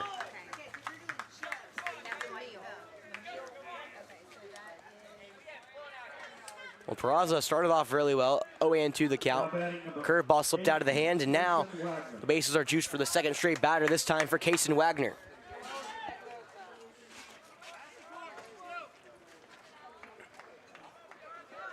Wagner doubled back in the second inning. He let it off, but that's where he was left stranded. He now comes on with the bases juiced and 1 out. Corners playing in, middle infield playing back in their respective holes. Wagner not as fast as Rosales, so he's a little easier to double off, but you gotta be thinking just punch out. The left-hander digs in, the right-hander comes home. Fastball called, strike 1 to the outside part of the plate. And somebody down in the bullpen now. Yeah, they're starting to warm up. Lucas Beal, I can see his red gear out there catching. Of course, there is a Miller Maverick warming up. That may just be Crawford trying to stay loose. And it is Crawford. The 0-1. That fastball is lifted foul. It's 0-2. Change up for Peraza. Well, on deck that gets that far, it's Carter Lockhart. Then Will Tomlinson rounds out the Miller order. Of course, it feels like you blink and you miss it. Kaysen Wagner, the 6th Maverick up here in the order, or in the line, or the inning, excuse me. It feels like we're almost toward the top of the lineup where the damage has been done. The 0-2 for Peraza. Swung on, and that's popped into the air left side. Lafitte, the third baseman, giving chase, but he'll run out of the room as that finds just left of the fence on the left field side, so it's in out of play territory. That would have been a big time second out for Peraza and the Falcons. However, he's not out of the woods just yet. It's an 0-2 count, 1 gone, bases juiced for the left-handed Kaysen Wagner. Trying to give the Mavericks their first lead of the ball game as they now trail 3-2. The 0-2. Curveball, just a hair outside. Peraza almost had to dip in late to freeze Wagner. Instead, it's 1-2. How close was that one, Jeff? It was pretty close, a little outside. That one looked probably, hard for me to see the plate. You have the camera on, so I'm a little offset to the left, so I can never really exactly see where it is, but it looked really close. It was within the RNG zone. Yeah, a 3-2 you're swinging probably. Yeah. Wagner calls time. Of course, Miller comes in scorching hot. Winners of 10 in a row, 17 of their last 18. They boasted 18-5 record. AC Flora coming in just as hot, 14-5-1 record. Now winners of 7 of our last 8. Or I think it's actually 9 of our last 10, excuse me. The 1-2, heaters in the dirt. Nice block from Hernandez behind the dish. Keeps the runners at bay, 2s. Yeah, the Falcons were upset on Monday by the Hammond School and have since then, just like they've done all season after a loss, they bounced back extraordinarily.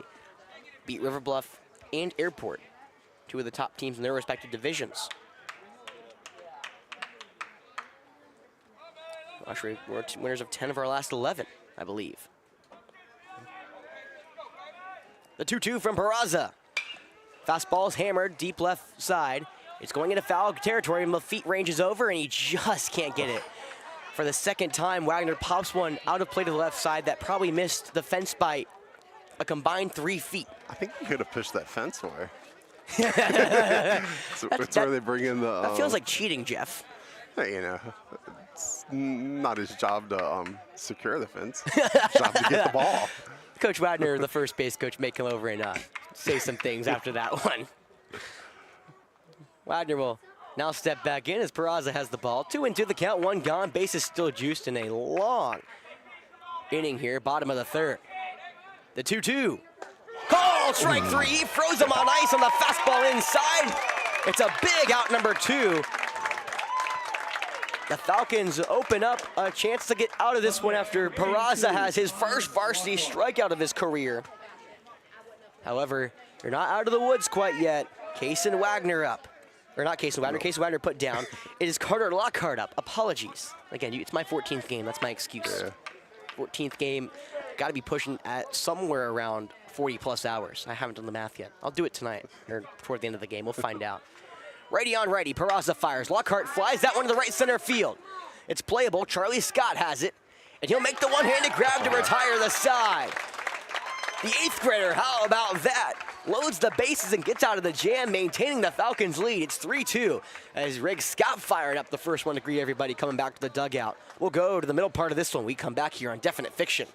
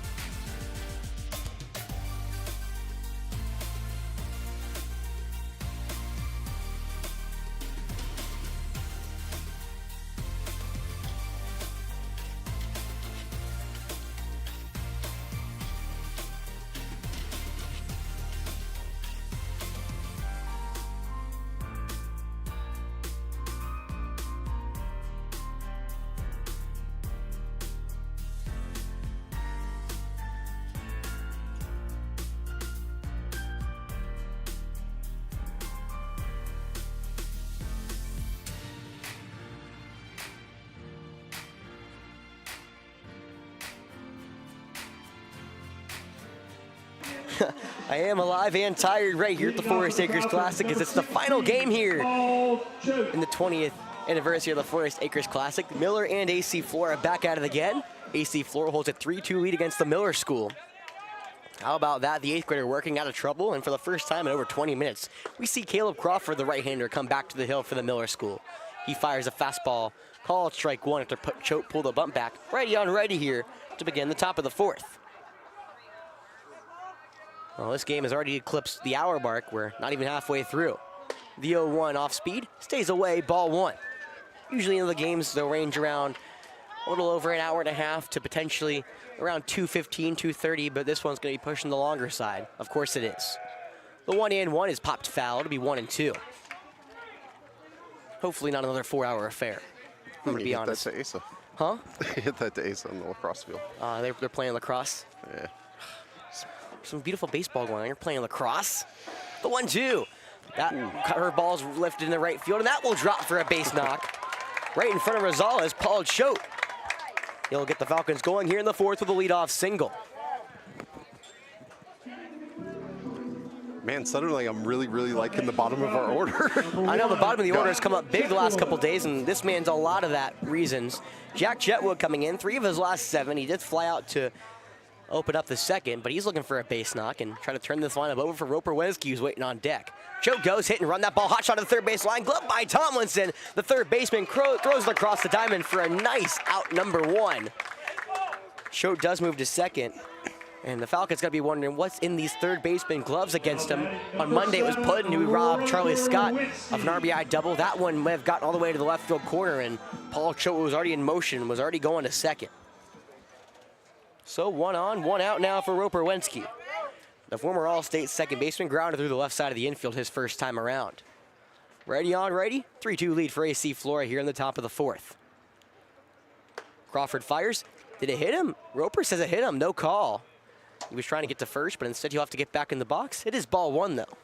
Isn't he the reigning All-State second baseman? Yes, correct. Okay. He was first. He was like, what they'll do is they'll do like a one lineup and they'll name like all of like, the alternates. Roper was in part of that first lineup. Yeah, yeah. But like you said, former. Well, I mean, he's still, He's technically he is former. He hammers that one to left field. Gray cannot run it down. It drops in front of him. Choate being held at third, respecting the arm of Gray, who makes a strong throw to the infield. Back-to-back singles for Roper Wensky. I mean, if I told you he had an eye problem, you wouldn't believe me.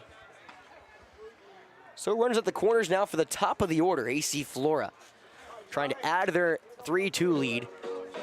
It was Charlie Scott led off the game with a single in the left. Number 18, Charlie Scott. The junior led off the Forest Acres Classic for AC Flora with a first pitch home run. He just wants to put one to the outfield and potentially score an insurance run here for AC Flora. We're in the top of the 4th. Crawford to Charlie Scott for the 3rd time today. Crawford fires. The curveball is called. Strike 1 low in the zone.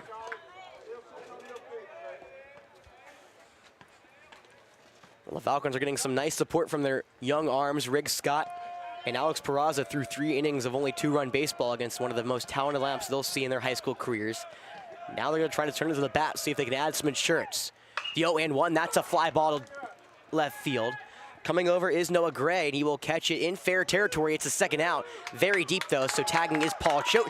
It's a sacrifice fly for Charlie Scott. Gray almost overran it. Nice job to slow up and make the play. The Bermuda Triangle of the Falcon Field over there. I know. Now it's a 4-2 lead for AC Flora off the sac fly. I was almost going to say, I wonder if Gray catches it in foul territory, but it actually was going to go back into fair territory, so heads-up play from Gray not to, give up on it and try to just make it a fly out so there's no sacrifice fly. And that will be all from Caleb Crawford. 3 2/3 innings pitched. It'll turn over to Naomi Ryan. She pitched last year in the championship game. Will now look to see if she can lock down the Falcon lineup. We'll be right back here at Falcon Field. Don't go anywhere.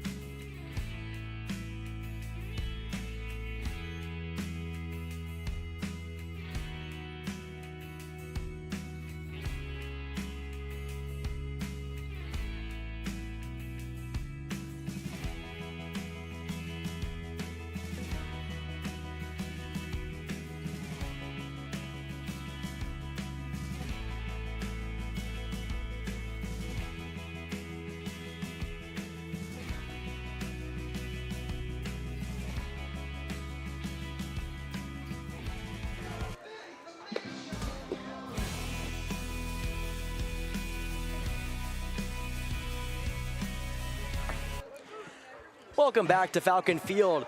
It's a 4-2 lead for AC Flora here in the final game of the Forest Acres Classic, as I was wrong. Of course, like usual, Naomi Ryman did not pitch in the championship game. She pitched against Brooklyn Casey in their Game 3 win in the Classic last year. 4 innings of 1 earned run baseball. Now the lefty comes back to the hill and gets the heart of the Falcon order. Zach Snead up, lefty on lefty. First curveball in the dirt. It's ball 1. We look at Naomi Ryan, the junior left-handed pitcher. Has 0 earned runs over 13 innings pitched, and that includes a 14 strikeout performance against Carlisle her last time up. The 1-0. Curveball called, strike 1, beautiful in the zone. And she also plays first base when Hankins pitches? Correct. She Does not hit, she gets DH for. She is 3 for 10 on the year when she does hit, but she's not usually a hitter when she plays at first. The 1-1 from the southpaw. She fires a breaking ball, and it's 2-1, being very careful to Sneed, who already has a homer today. Falcons lead at 4-2 here in the top of the fourth. Runner on first, a 2-1 count in this left-handed showdown with 2 gone. Ryan fires. Sneed swung on and missed through a heater. Took a home run hack there. It's 2-2.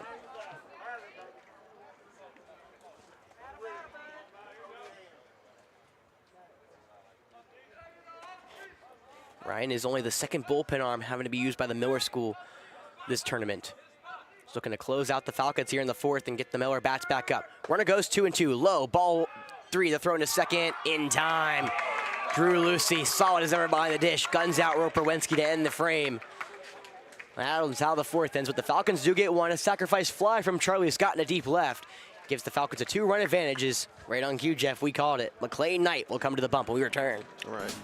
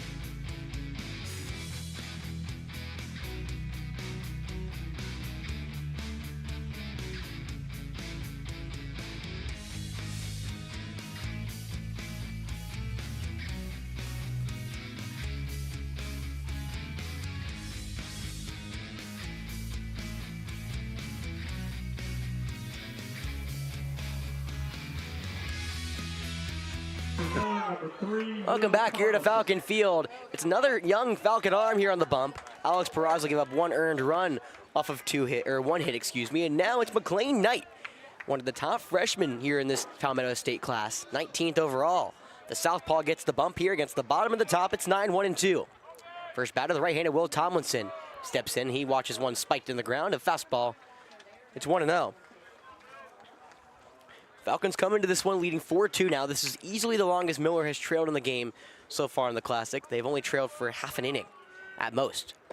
The 1-0 called, strike 1, fastball low in the zone. Well, just like Peraza and Rick Scott, this is the first time McLean is making a varsity appearance this season. The southpaw's been on JV all season. The 1-1, that fastball is slowly grounded back to the mound. McLean's got it. He'll run over and flip it to first. There's one away.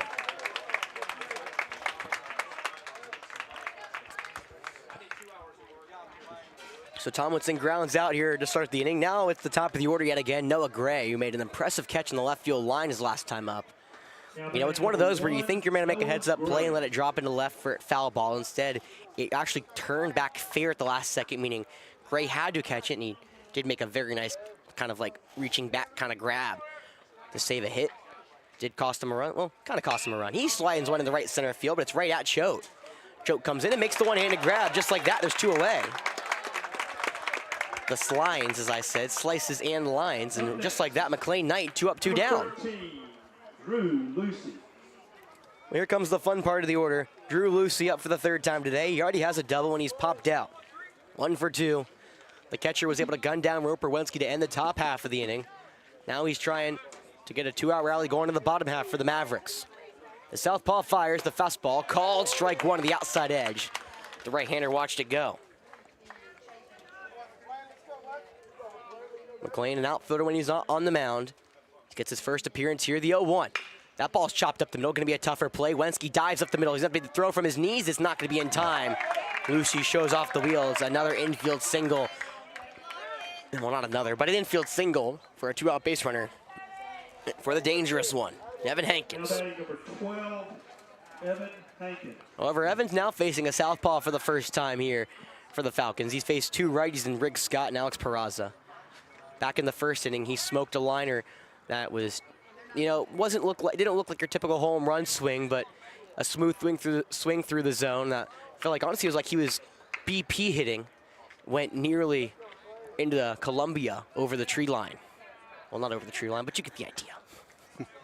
Lefty on lefty, 2 away. O'Connor running at first for Lucy, of course, a courtesy runner. He's been their courtesy runner the whole tournament. Knight kicks and deals the first pitch to Hankins. Curveball low and inside, ball one, and Hernandez will now come and talk to his left-handed pitcher. He got weak contact with Lucy. It was just placed where the fielders were not. Roper Wensky made a nice job just to keep it from going to the outfield, but couldn't make the throw from his knees. Now the whole infield shifted to the right. Wensky, the second baseman, in the hole. Jack Chetwood actually playing more up the middle, and the lone man on the left side of the field, Zach Sneed, is playing as well, or not Zach Sneed, Monty Lafitte, excuse me. Zach usually plays third. Monty playing more towards the hole, but still that whole left field's wide open if Hankins could shoot one the other way. The 1-0. Fastball low, just missed, ball 2. Of course, you got to be careful with Hankins, but it doesn't get any easier. Mandela Brauman awaits on deck.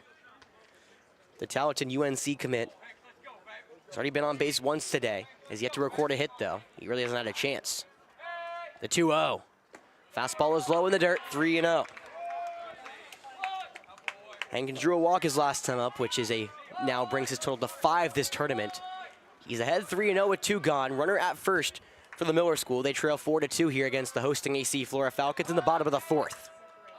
Knight fires. The 3-0 is called, strike 1. Slider, I think, low in the zone against Hankins. Well, Hankins has been committed to Tennessee for well over a year now. He was a Tennessee commit last year in the tournament. Falcons even move more to the right against their lefty. The 3-1. That one's on the ground right at the second baseman, who's played the shift perfectly. Wensky in the hole, throws out Hankins. That's one way to get the big slugger out. You put everybody on the right side of the infield, and he grounds it right to you. McLean, Knight, 4 up, 3 down. Keeps Brauman from getting to the dish. Falcons lead it by 2, and we go to the back half of the game.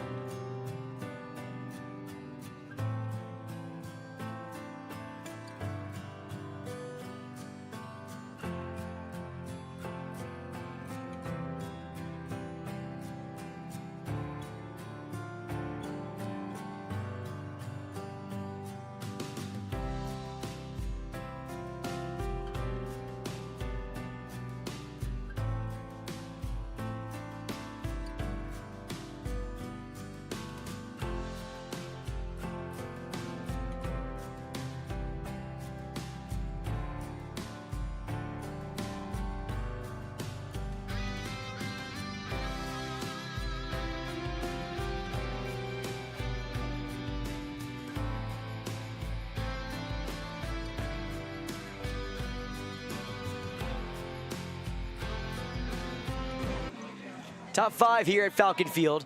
4-2 lead for the hosting AC Flora Falcons, who have led Miller since all the way back in the first. It was a 2-run homer to get the game going for Zach Sneed.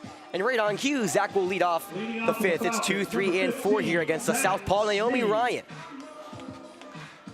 Ryan came on and got the first and final out of the, well, didn't really get the first out. It was Drew Lucy throwing down. She'll now look for her first out of the game as she pitches one low and inside. Ball one, lefty on lefty.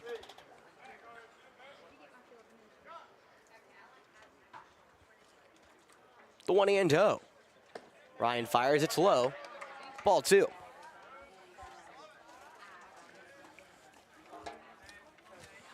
Ryan now making her 6th appearance on the bump. She has a 2-0 record. No earned runs through 13 in the 3rd inning now, only giving up 2 hits. The 2-0, that one's grounded on the right field side, foul ball. Luke Schalkum sprinting out there to get it. Good hustle.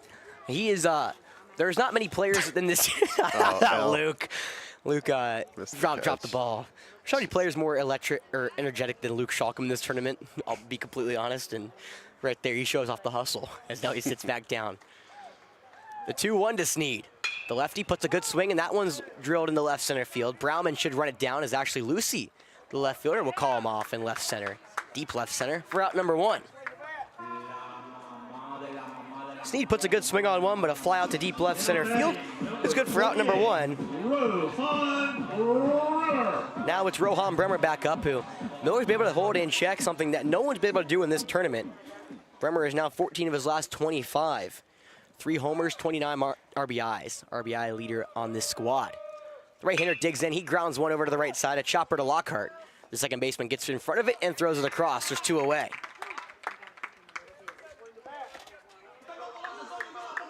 Well, now it's Tyler Hernandez digging in. Tyler put a deep one in the right field his last time up, but flew out to Rosales. He's also struck out swinging. Both of those were against Crawford. He'll get a southpaw in Ryan on the bump. Nobody on, 2 gone here in the top of the 5th. Falcons lead at 4-2. Ryan fires. Curveball swung on and missed. Strike 1.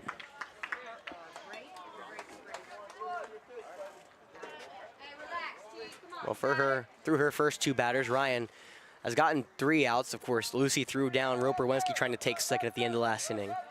And then to lead off the inning, 2 straight outs. She comes home and delivers one in the dirt.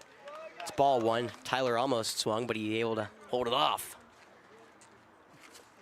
So a fly out, ground out, and run down stealing for Ryan here. She kicks and deals the 1-1. Fastball that's fouled straight back at us.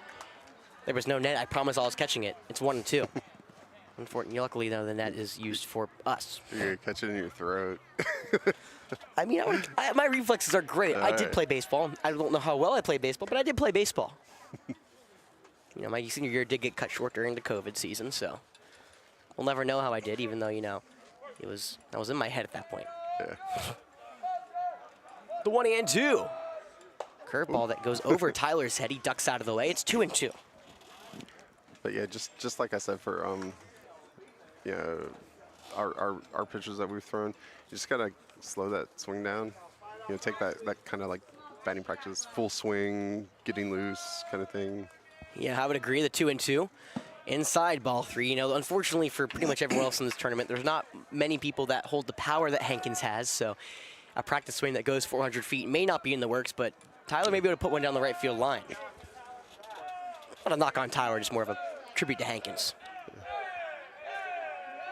The payoff with 2 is spiked. Tyler, one of the more underrated aspects of his game this year, now has drawn his 17th walk. It would lead the team if Zach Sneed didn't draw about half of them. Yeah. Now batting for the Falcons. Tyler, who now gets on first with 2 gone. Monty Lafitte looking for a big-time knock here. He's 0-for-1 with a line out. He's also walked so far this afternoon. And this game now hit the hour-and-a-half mark as we're in the top of the 5th. 4-2 lead for AC Flora. We've held that lead since the first inning. A 2-run bomb from Zach Sneed and the RBI double from Dylan Hernandez. First pitch to the righty is way high and away, ball 1, and all of a sudden Ryan's kind of lost the strike zone. It's now her 5th straight ball, and right on cue, pitching coach is going to come out and talk to her. Sun is blaring down. I got my jacket over my legs back again, trying to keep myself from being burnt. I was very close to getting burnt yesterday, but again, if you're listening, shout out Mr. and Mrs. Corley for giving me some sunscreen. We'll be right back here at Falcon Field.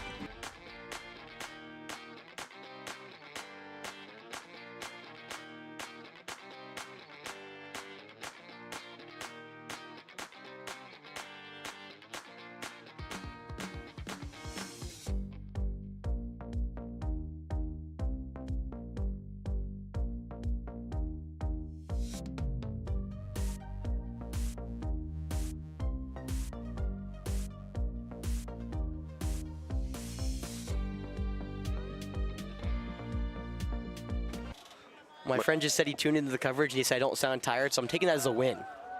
Because they're yelling at me to play my Dynasty game, which obviously I'm not playing right now. The 1-0, call it strike one. Change up right down Broadway. I'm talking about, of course, college football 25, our Dynasty. I'm the Washington Cougars, or Washington State Cougars. Mike Leach Jr. is leading the Cougars in year 2, as we're all now, you know, competing in mid-majors. The 1-1 is swung on and fouled back. It's 1-2. Of course, as same with my glasses coverage, I'm sure this is what you tuned in for my college football 25 Dynasty coverage, which, you know, Washington State missed the playoffs last year, but we're looking to rebound, and we started off strong, knocked off the number 12 team in the country. You're welcome for that. That's great. Premier pickoff back at first, diving safely, Tyler. You know, this is, I was about to tell you I've reached premium levels of entertainment with Luke Schalkum and Franz on the broadcast yesterday in the Miller School, or not Miller School, excuse me, the Hammond School in River Bluff coverage. And that's premium levels of content right there for everyone listening at home. The southpaw ahead, 1-2. She'll come home. The pitch. Fastball that's grounded over to the left side of the infield on the backhand. Chef, he can't get it. It pops over him. That should be an infield single for Monty Lafitte, and it is the 7th one AC Flora has today. Yeah, I mean, even if he feels that he's so far. That would have been such a, even though Monty is not a stolen base threat, he was getting down the line well. Hey. Oh, boy. They all laugh about it, so I'm going to keep saying it over and over again. Well, now Dylan Hernandez digs in, 2 on, 2 out. Hernandez was up with 2 outs back in the first before he slugged a double off the left center field wall that brought home a run. Now the right-handed catcher digs in, looking to add to this 4-2 Falcon lead. He gets Naomi Ryan on the bump. The southpaw fires the first pitch, skipped in, ball 1. So Monty now on base for the second time today. Hernandez trying to go 2 for 3 here. He already has an RBI double. Looking to continue what's been a strong showing for him in his first Forest Acres Classic. The 1-0 from Ryan. Elevated heater misses just a tad upstairs, ball 2. Though we're trying to get their bats back up. They have 4, 5, and 6 due up in the bottom half. The UNC commit, the Louisiana Lafayette commit, and Jackson Rosales, who has been one of the hottest players in the tournament, due up for Miller in the bottom half of the 5th. Falcons trying to get that cushion a little farther up there, so they're dug in more of a hole than they already are. Now Drew Lucy, the college committed catcher, will talk to his left-hander. Lucy has been one of the best gloves behind the dish all tournament long. For some words of wisdom, he'll get back to his catching duties, and we'll be a 2-0 count, 2 gone. Runners at first and second for AC Flora here in the top of the 5th. They lead it 4-2 as Dylan Hernandez trying to add to it. Warming up in the bullpen, another Miller arm. Get you that in 1 second as the 2-0 on the way is spiked in. Nice glove from Lucy, snap back to first, not in time. Almost instinctively, he gloved it. Just kind of expecting that secondary lead. Monty does a good job of not getting too far off the bag. And now it's 3-0. Could put a runner on. There's a base open, but it's the dangerous Paul Choate ready and waiting in the ring, in the rear. So Sammy Ranson is the arm warming up, the freshman right-hander. The 3-0. Fastball called, strike 1, painted on the inside part of the plate. It's 3-1.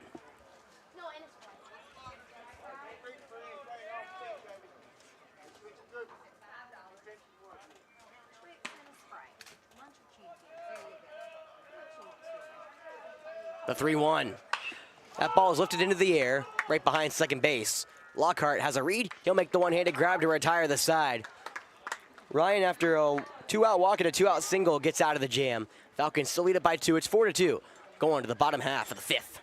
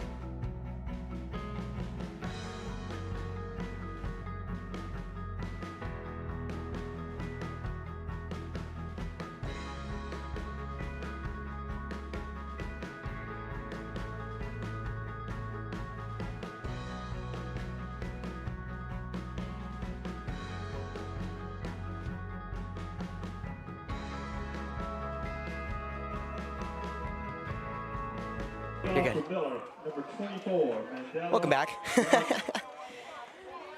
After my hopefully last wind sprint of the day to the bathroom, we're back here in the bottom of the 5th. McLean Knight comes back to the hill. He will get the heart of this order, 4, 5, 6. Whew. You know, again, as I said earlier today with the River Bluff Lexington game, I hate asthma. It's really, you know, usually I think like I wouldn't be this winded, but the asthma really does kill me.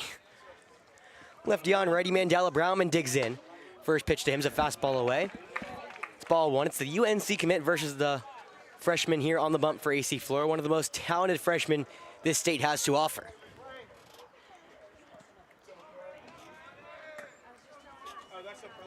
One and oh, skips in, ball 2. McLean had a solid first inning of work for AC Flora at the varsity level. Went through some of the best hitters you'll see all season. He got Drew Lucy only on a single and then got Evan Hankins the ground out into the shift. He still got some trouble though. The 2-0 heater's wide. It's ball 3 as the Falcons will shift Mandela Brownman to the left side of the infield. It's now the shortstop Chetwood in the hole. Roper Wensky playing more towards up the middle. The lone man on the right side of the infield is the first baseman. I believe that's Zach Sneeden. Or is that Rohan? That is Rohan. Yeah, He's in the sun, so I can't. It's hard to see. Brownman shows bunt. Called strike 1 as he pulls it back. Fastball on the outside edge against the right-hander. 3-1 the count, bottom 5. Nobody gone here. Falcons lead it by 2 over the Miller School, one of the top teams in Virginia. The 3-1. That one out hard on the ground to the second baseman. Wensky's playing up the middle. He's going to quickly fire the throw into first, and in time, just got Brownman. Wensky bobbles but recovers. Brownman kind of couldn't really believe it. We looked like a bang-bang play that goes in favor of the Falcons. There's one away. You saw it easier than I was, Jeff. Is he out? No, I don't want to talk about it. I'm clearly who's out, but I'm pretty sure he beat the throw.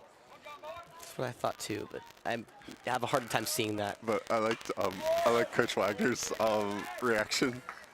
Like there's no point in arguing. Just waving his player back to them. But it was, to be fair to the umpire, is really close. I'd say it was a bang-bang play. It did go in favor as the left-hander spikes one of there. It's 1-1 now. The left-hander Louisiana Lafayette commit John Michael Sheff. I will say Brownman seems like one of the more somber-spoken people on this team. So if he seems upset about a call, you can read between the lines. Yeah. I could be completely wrong, but he seems very soft-spoken, very focused. 1-1. That ball hard on the ground to the right side. That will be past the diving Roper Wensky into right center field. Sheff reaches base for the 3rd time today. It's his first hit after back-to-back walks. He's pretty good at baseball. He's very good at baseball. He's already an all-tournament selection here for the Miller School. Both teams will get one more all-tournament selection, and the winner of this game will get the honor of having the Charlie Fettner MVP Award winner, the MVP of the tournament. This man of the dish is making a strong case to win that award. It's Jackson Rosales. The right-handed right fielder has been hit by a pitch and lined out today. The talented lefty deals to him. It's outside for ball 1 against the right-handed Rosales. You cannot take a pitch off in this order, as I said, You get out the UNC commit, then all of a sudden the Louisiana Lafayette commit grounds up the middle, and then the guy who has 10 RBIs this tournament comes up to the plate. Nice job from Bremer to keep that from going. McLean was a little off the mark, and Bremer able to just snag it, having to basically jump over Sheff. A lefty on righty, 1 away. Falcons lead it by 2 with a tying run. Jackson Rosales is at the dish. Falcons shading him to the left. Roper playing up the middle. Jack in the hole. Before we get there, though, another pickoff. This one's more on the money, but with Sheff's not really off the bag, so he kind of just was able to lay down back into the bag. I have trouble describing those because he's not really off the bag, so he doesn't really dive back in, but he definitely goes back into first. Safely, I might add.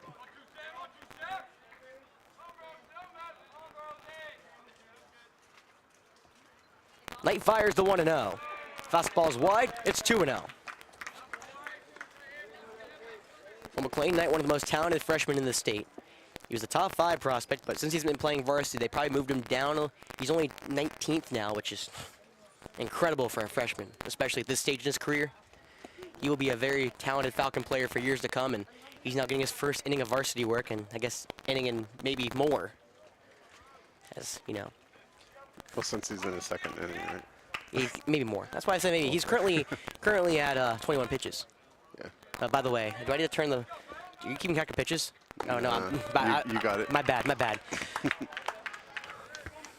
Well, the 2-0 misses low. It's now 3-0 to Rosales. Because you forgot to change the pitch count, so take it away. So I had to change it going into the Lexington River Bluff game where they're going to see a really big number. The 3-0 misses wide. It's a 4-pitch walk to Rosales. Now back-to-back one-out base runners puts Kason Wagner back at the dish with 1 out. The tying runners for the Miller School are there. No work in the Falcon bullpen. It seems to be McLean's Knight's inning to go, at least for now. Kason Wagner, who went down looking the last time up. Peraza froze him on a pitch outside in the zone. Well, in the outer half of the zone. You get the idea. Yeah. Runners at first and second for the lefty. He's already doubled today. Southpaw comes home. Fastball low in the zone for strike 1. McLean, a much-needed strike for the talented freshman.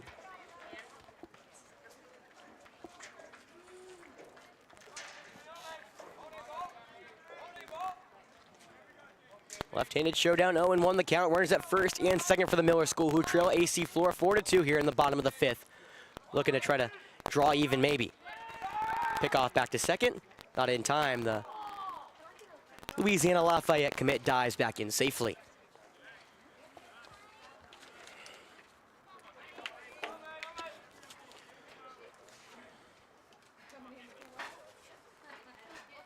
Wagner waits after hitting his first double of the season earlier in the game.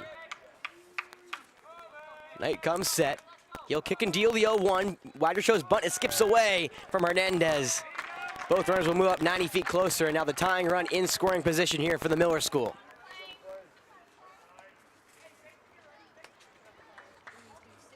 It was a good job bunting by Wagner. I think it kind of threw off Knight, excuse me. I said I wouldn't do it, but I did it.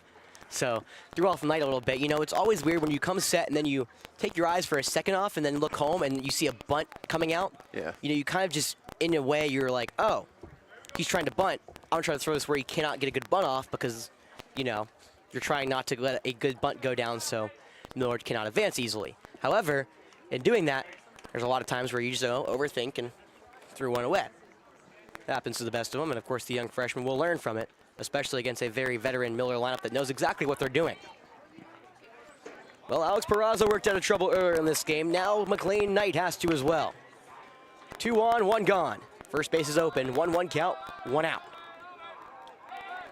The lefty fires, now a bunt to the right side, it's in the air, and it will drop. Knight mishandles it. Looks like he slipped on the infield grass as he was trying to go get it, so an error on Knight puts the tying run at third with 1 gone. It was a good bunt from Wagner. If Knight got a little better of a read, he would have dove and probably got it, but it was put down well on the right side of the infield. Now Miller draws back within 1. It's a 4-3 game for Connor Larkhart. Again, my fatigue is showing, I think, in this couple at-bats. Seems like there's something going on the Miller side, probably. Pinch hitter? Potentially, it looks like it is. Well, Miller in a big-time spot here with runners at the corners and only 1 gone will turn to a pitch hitter. Have to wait to see who it is. I actually have not seen the number yet, and unfortunately for Miller. Oh.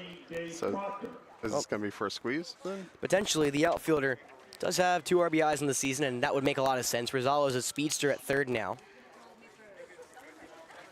Runners at the corners, 1 gone. Miller now trails only by 1. It's 4-3. In a thrilling game that's going to look to come down to the wire yet again. So the talented junior Gabe Proctor comes on.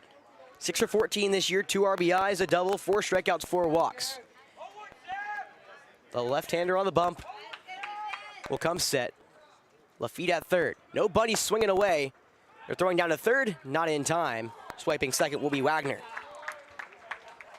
I like the idea. Dylan kind of took a step towards second, maybe to make Rosales think you're throwing down, but he ends up throwing the ball down to third instead. Getting back safely with Rosales. A stolen base for Wagner.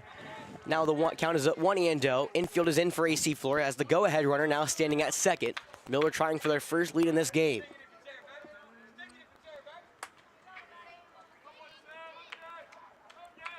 Proctor now shows bunt. The 1-0 is way inside, almost hits Proctor. Hernandez is able to glove it to keep a runner at third. It's now a 2-0 count. I'm curious to see if Coach Howlett will do some defensive changes. Usually the last time we did a squeeze, Chet would move to third. It seems like it's going to be Lafitte's job now. Going to have to run with the winner, Rosales. He does not. The pitch is swung on and drilled in the right center field. That will score at least one. Getting the ball quickly in is Paul Choate. The relay throw to the plate. The throw's on line. Is it in time? Did he get under? No, he did not. It was made. Paul Choate guns down the go-ahead runner from right field to keep the game tied. An aggressive send from the Miller School. The outfield of the Falcons underratedly have phenomenal arms, and Paul Choate on a line guns down Wagner trying to come around and score from second. Now batting number 3, Will Tomlinson. It's an RBI single for Gabe Proctor, and now the game is tied at 4s with 2 away. Now a runner only at first for the bottom of the order, Will Tomlinson.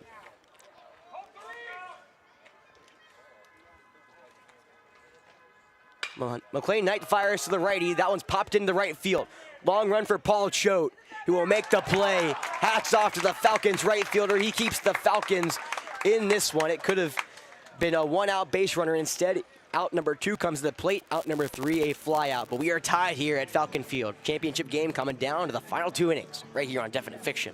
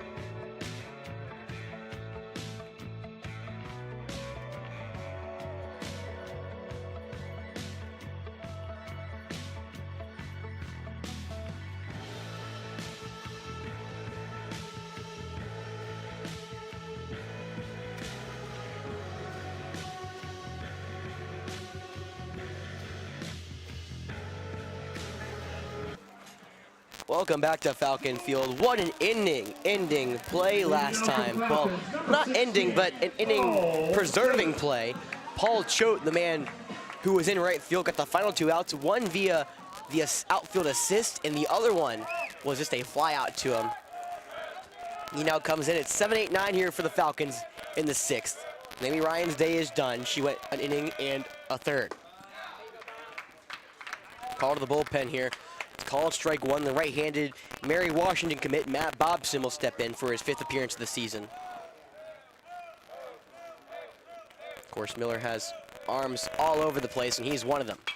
The 0-1 is fouled back. It's 0-2 here. Bobson, the senior right-hander, hasn't pitched in well over a week. His last inning came against Cape Henry, where he pitched a scoreless 4 outs with 2 strikeouts. He's now tasked with hitting through the bottom of the Falcon order here in the top of the 6th. The 0-2. Oh, that one just missed everything, I think. And Choate will get he'll be a 1-2. That went right over the head of Choate. Sorry, I was more in shock at what happened. I thought I clipped something that was wrong. Will be the count. 1-2. Nobody gone. 4-4 game after the Miller School tied it in the bottom half of the 5th. We're in for another thriller here between these two schools. Who would have had it any other way? The 1-2. That one popped into the air left side, but it will quickly get out of play over the Miller dugout. It's Coach Wagner pointing to the ball, saying it's not anywhere close for you to grab it. I think you the Hall of Famer would know a thing or two about some pop flies. He's very good at getting people out. The 1-2, righty on the bump. Call, strike 3, froze choke. One of the best breaking balls you'll see in the tournament is good for out number 1.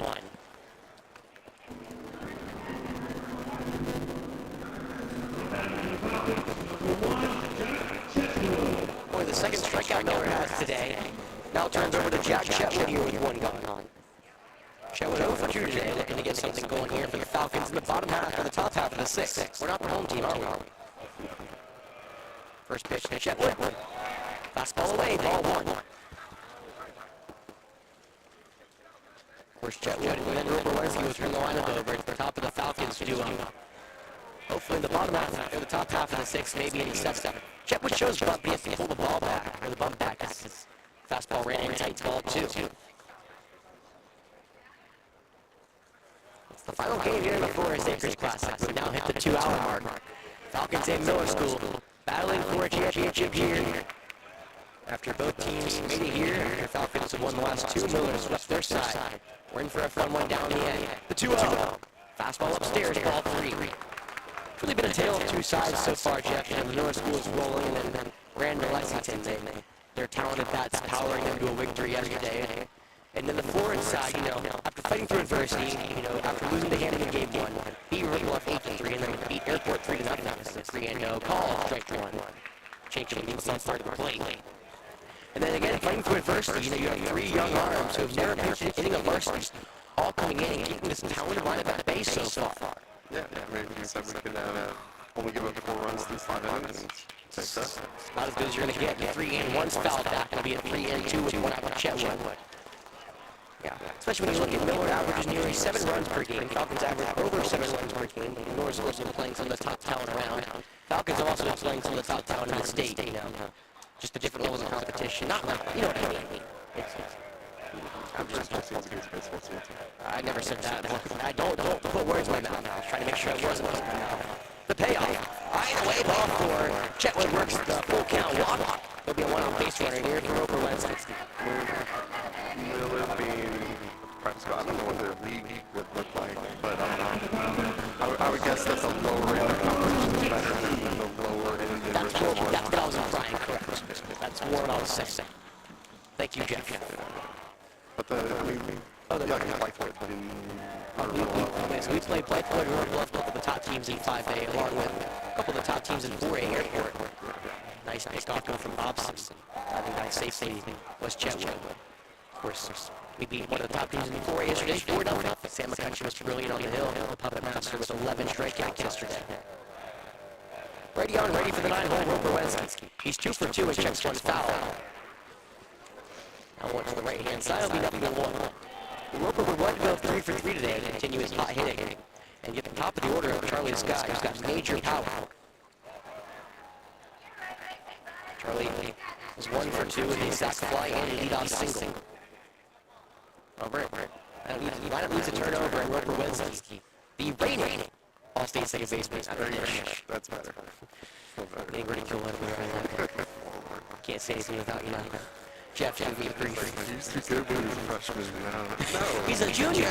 He's reigning. He knows what I meant. I'm sure he took no offense. I hope.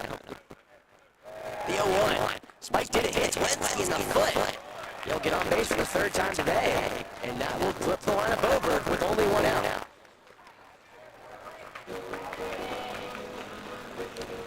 Bobson has a trifecta, a strikeout, walk, and hit by pitch. Now the right-handed senior will look to keep the Falcons off the scoreboard as Charlie Scott will flip the lineup over. Coach Wagner will on cue. It's a chest match as Coach Howard now comes to talk to Charlie Scott. Coach Wagner coming out of the dugout to talk to his field. 2 of the best coaches you will see here on Definite Fiction ever. You know, we saw Coach Bonnet and Coach Huck's fun match here earlier today, and now Coach Howard and Coach Wagner doing it just like that. Wait, I'm on the last sometimes as a coach on Definite Fiction. You are. I said Falcon Field. So like me What's going on here in strike one? Me, Wagner, and Howard. What's that Falcon Field? You coach on the ice. You coach on Falcon Field. No, sure. Yeah. You're welcome. Okay. I was able to recover. It's a pretty impressive recovery for me. You gotta give me some credit, right? Of course, Jeff leading his B team to a perfect undefeated season. B team across them, they may say. Yo, one shift to the left of Charlie Scott. Hobson, nice fastball on the inside third. It's 0-2. Of course, after Charlie Scott gets no easier. The Citadel commit, Zach Sneed, waiting on deck to already launched the homer in this game. Charlie looking for a go-ahead base knock. Go-ahead runner at second here in a tied 4-4 game, top of the sixth. 0-2 the count, one gone. Infield shift to the left. Bobson fires. Charlie lays off the curveball. It's low for ball one. Great eye from Charlie. What a disciplined take. That curveball was a very good curveball. Yeah, they'll be good in most of the 60 feet, 60 Remember how I said Bobson threw one of the best curveballs you should have chose? That one was almost as good. It was just out of the zone. He didn't need to be in the zone. Charlie Scott with a disciplined take. Showed you why the talented junior is as talented as they make him out to be. The 1-2. Fastball in the dirt. Good eye from Charlie. It's 2-2. Of course, Charlie putting together an impressive junior campaign. Hitting .351, 18 RBIs, a team high 4 homers over Rohan, hot on his tails of late. His pitch selection after getting 2 strikes is really good. That's one of the reasons he's committed to Mary Washington. Wait. No, Charlie. You said pitch selection. You said pitch Pitch selection. selection, like this. Correct. 2-2 double steal. Charlie watches strike 3. I think the throw to third is in time. Strike him out, throw him out to end the inning. And that will do it. Bobson works out of the jam. Falcons will come, try to keep this game tied. The top viewer comes back up for the Miller School.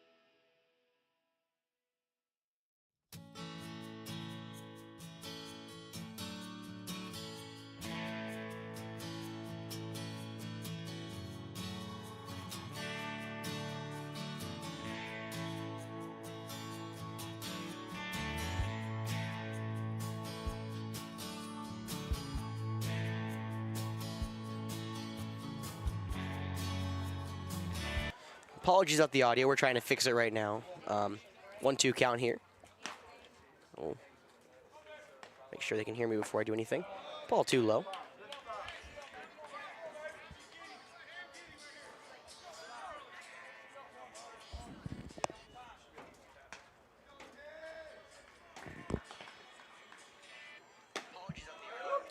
Okay, cool. Y'all can hear me. Awesome. Had to make sure. I apologize. 3-2 the count. Nobody gone.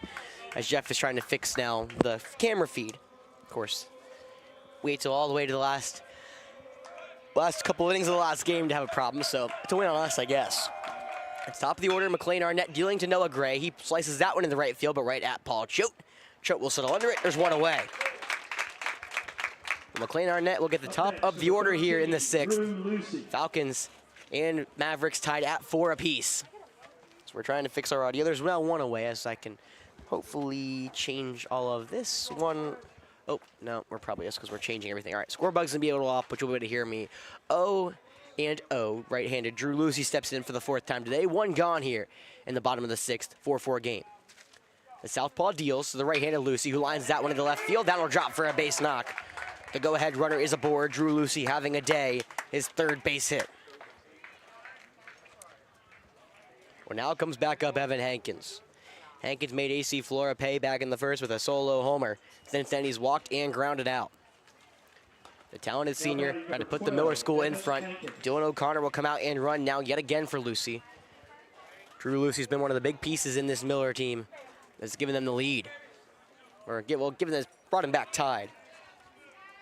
Single in the 4th and a double in the 3rd that really got him going in the 3rd inning. Well, Falcons jumped out to a 3-0 lead back in the 1st as Hankins fixes his shin guard. There's a 2-run bomb from Zach Snead, RBI double from Dylan Hernandez. Oh, cool, I can fix it. Awesome. All right, there we go. Boom, boom. First pitch called, strike 1 low in the zone. All right, seems like we're back, and hopefully everything's good. And if it's not, you all can let me know at home. Yeah, I'm looking at the stream now. My Vocaster was baking in the sun. So that caused audio problems. We're going to hopefully be all right. The 0-1 is bunted to the left side. Hankins put down a nice bunt. McLean Knight fields it. The throw to first is in time. There's 2 away. Well, Hankins almost put down a bunt for a hit, something you never would expect him to do. But he sets the table now for the UNC commit, Mandela Browman. That was a heck of a throw by McLean. That was a great throw by McLean Knight. Now there's 2 away for Mandela Browman. He's searching for his first hit of the game and will potentially the go-ahead RBI as Coach Hallett will go talk to Arnett after, McLean Knight. McLean Knight after a great 2 innings of work here in the 6th, and that will be all. I'm trying to fight through these last couple innings. Falcons trying to keep this game tied. We'll see if we can both do it when we return.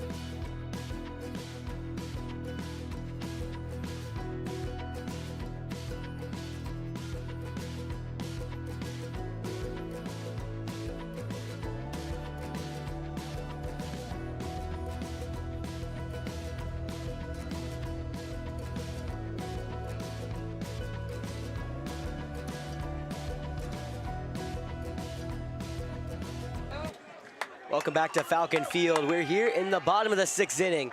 4-4 game between the Miller School and AC Flora in the rematch of their 11-inning thriller. And just right on cue, it's coming down to the wire, just like last year. It's Joe Ray who will don the hill. He'll try to work and get one big out here to end the 6th. However, the one out, he's got to get Mandela Browman, the UNC commit. Righty on righty, Joe Ray will step off. Well, it was a great sacrifice bunt from Evan Hankins.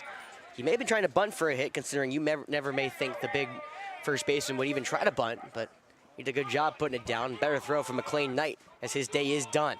The right-hander Ray comes home. He throws one wide, ball 1. Well, Joe Ray will making his 4th appearance on the hill. 5 1/3 innings pitched, 2 earned runs. He'll get the heart of the Miller order. The go-ahead runner on second. And now trying to hit a home with Browman, who's looking for his first hit of the day. He takes low in the dirt for ball 2. Of course, the Falcons will have a chance no matter what happens in the 7th. They have 2, 3, and 4 due up. Miller trying to give themselves a lead here and take the lead late. Will be their first lead of the game. They've been trailing or tied the whole 9-yard of it. The 2-0 is lined to the left field side, coming on, and that will drop in the base hit and get past Hernandez. The go-ahead runner will score. O'Connor crosses home. Browman on his horse to 3. The relay throw to the third base side is not in time. Browman shows the emotion. A go-ahead RBI triple here with 2 gone in the 6th.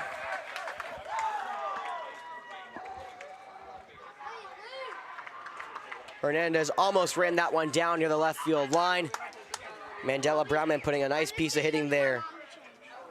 It just got by Tyler, and now the Miller School has a 5-4 lead late in this one, their first lead of the game. Now it's John Michael Cheff trying to provide them some immediate insurance. He's reached base all 3 times. Righty on lefty, 2 away.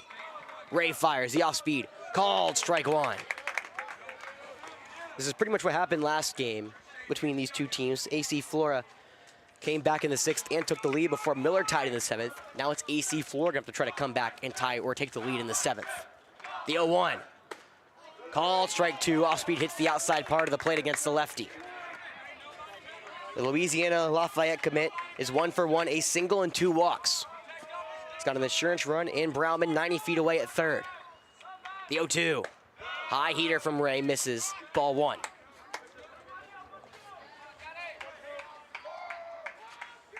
So Drew Lucy yet again got the Miller School going, one of the more underrated players in this tournament, with a 1-out single. As Cheff grounds that one to the right side, he'll stay alive. It'll stay 1-2. Hankins put down the sacrifice bunt, and then Browman did the job, an RBI triple into the left field corner. Now Miller trying to add to it. They lead 5-4 here against AC Flora in the bottom of the 6th. The 1-2. Call, strike 3. Throws them on ice on the inside part of the plate. Joe Ray gets a massive final out and will get the Falcon bats up. They need 1 to tie and 2 to take the lead. It's going to come down to the end, folks. Don't go anywhere.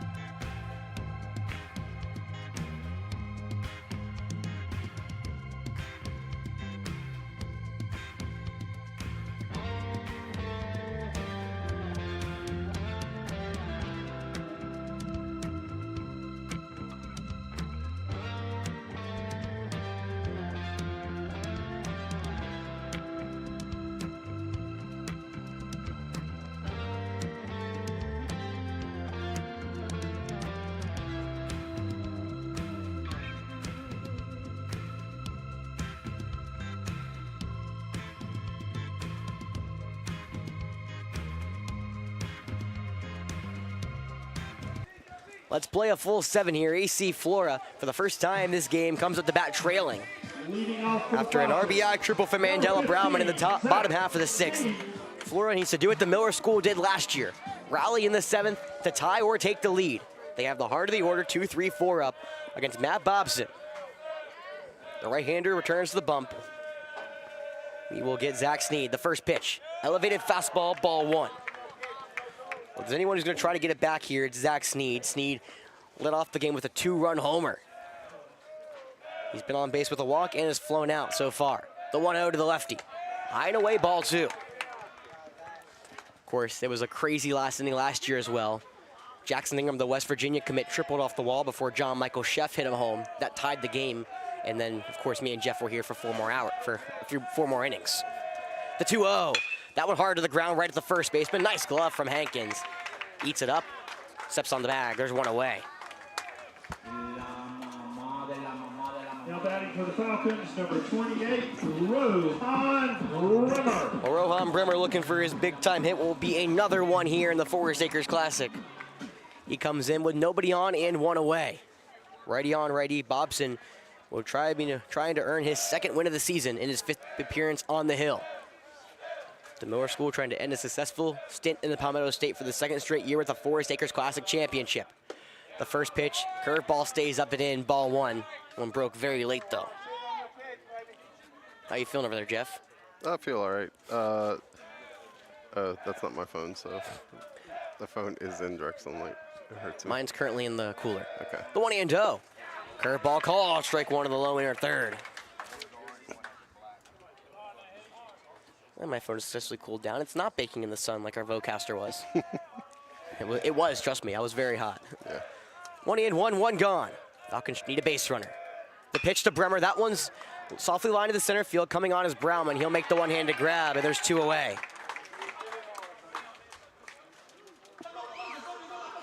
Well, Tyler Hernandez will come up, trying to set the table or maybe even tie this game with 1 swing. Tyler has the power. He reached base last time via the walk. They're trying to continue this game for AC Flora. The lefty digs in, the right-hander on the hill, 2 away. Forest Acres Classic Championship at stake. The right-hander Bobson fires. Tyler smacks that one right down the right field line, but it will hook foul. Got ahead of the off-speeder up in the top of the zone.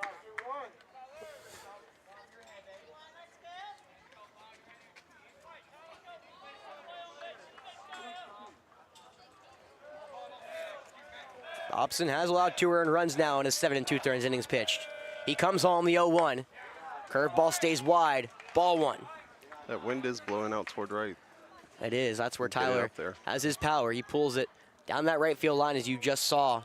His first pitch though was just hooked foul. The 1-1, curveball low, ball 2. After Tyler, it's Monty Lafitte on deck, then of course his brother Dylan Hernandez waiting in the hole. Bobson tried to give Miller their 2nd straight Forest Acres Classic Championship. The 2-1. Swung on and missed, elevated fastball. It's a 2-2 count with 2 gone.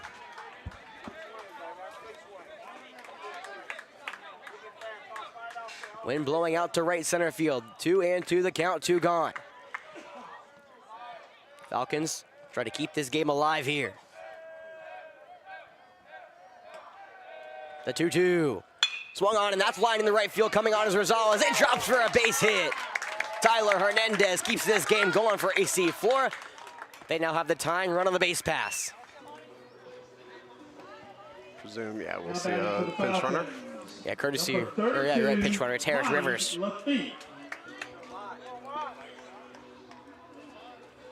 Pitch runner, Harris Rivers, one of the Falcons' many pitch runners they use, but he's their main one. It's now Monty Lafitte. He's reached base twice today. 2 gone, runner on first. Falcons looking to keep the Forest Acres Classic alive as the outfield playing Lafitte very deep. Even my bad depth perception can see Browman and Noah Gray in deep left field and center field. They want to make sure nothing is over their heads. The first pitch to the righty, fastball wide, ball 1.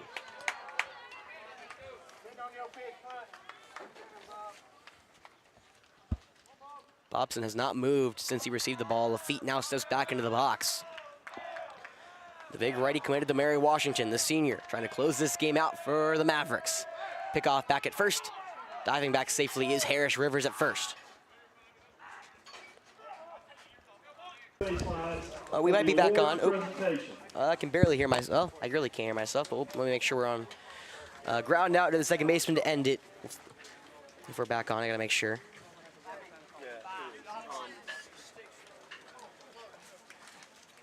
All right. Yeah, we're back on. Congratulations to Miller. A ground out from Monty Lafitte to the second baseman to do it, and Miller wins this one 5-4. After a comeback in the bottom of the 6th inning, Falcons led for the whole game, and the Miller School put together some good ABs to give them their second straight Forest Acres Classic win. Of course, always a fun battle between these two schools, and Miller now goes to 19-5 after a successful trip to the Southeast. AC Flora drops to 14-6-1, but of course the Falcons have already won the region. Now they'll look toward the playoffs here in a couple weeks. We will wait here momentarily, and we're going to talk to our all-tournament team. Both teams will get one, and a Charlie Fettner MVP award winner here will be named. So I will stop talking, and we'll turn it over to our PA, Jim Stevens.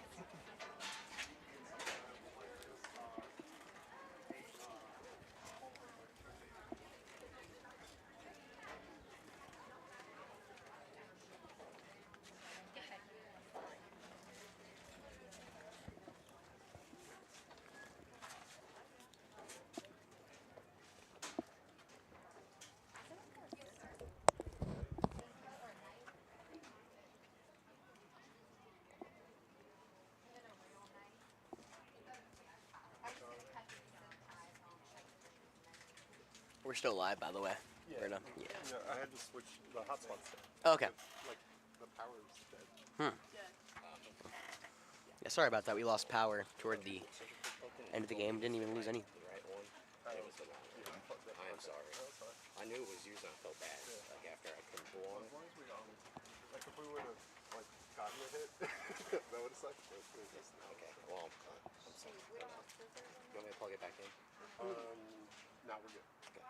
Sorry, guys. It wasn't me. Again, it wasn't my fault. But he told me it's the all ones right here.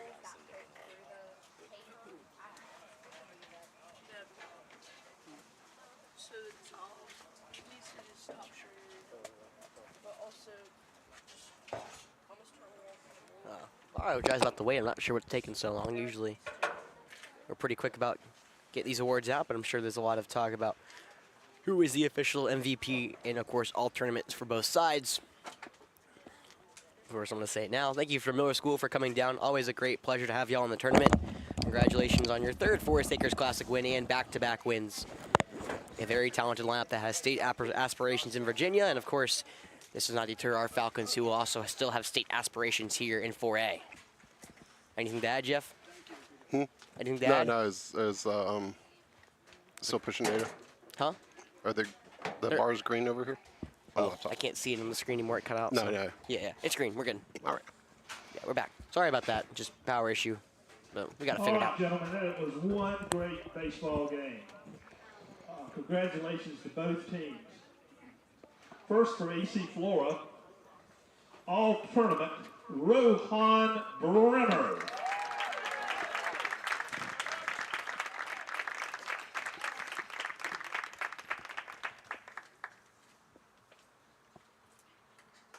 And now, your 2025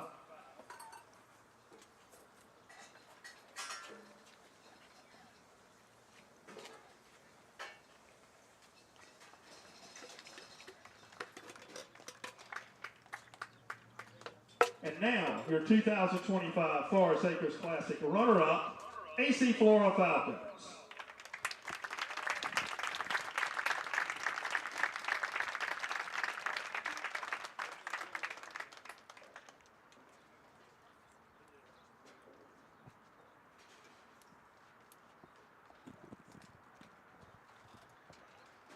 And now for the Miller School.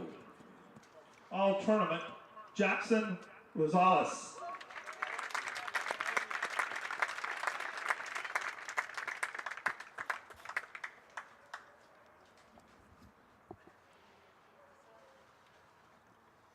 And Now the Charles William Fettner Most Valuable Player Award goes to Mandela Browman.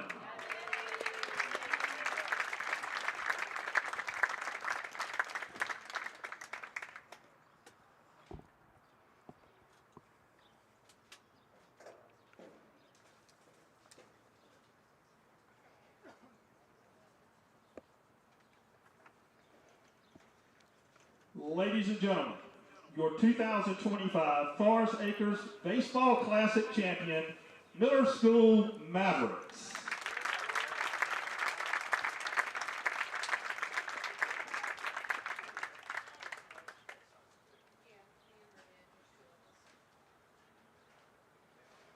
Ladies and gentlemen, it's been a great week of baseball. The City of Forest Acres and AC Flora High School would like to thank you for participating in this year's Forest Acres Classic. We hope that the remainder of your season is successful. Safe travel. All right, well, after the 14th game of the week ends, thank you for being here. Of course, it's been a marathon, but we have made it. Congratulations again to Miller. Well-deserved for Mandela Browman being the MVP after the go-ahead RBI triple in the 6th, and Jackson Rosales, who was raking all week. And then, of course, our own Rohan Bremer, rightly deserved all-tournament. Great week of baseball from both these teams, and both these teams, of course, good luck the rest of the way to Miller, as they have Virginia State Championship aspirations. AC Flora will return here next Thursday for a senior night against RNE before rounding out their season against Dreer and then entering the 4A State Championship baseball tournament, hopefully with a very good seeding and some good matchups for you on Definite Fiction. Again, I've been Alex Ross, Jeff Rose. Anything to add, Jeff? No, we'll have, so lacrosse, and baseball Tuesday, Wednesday, Thursday next week.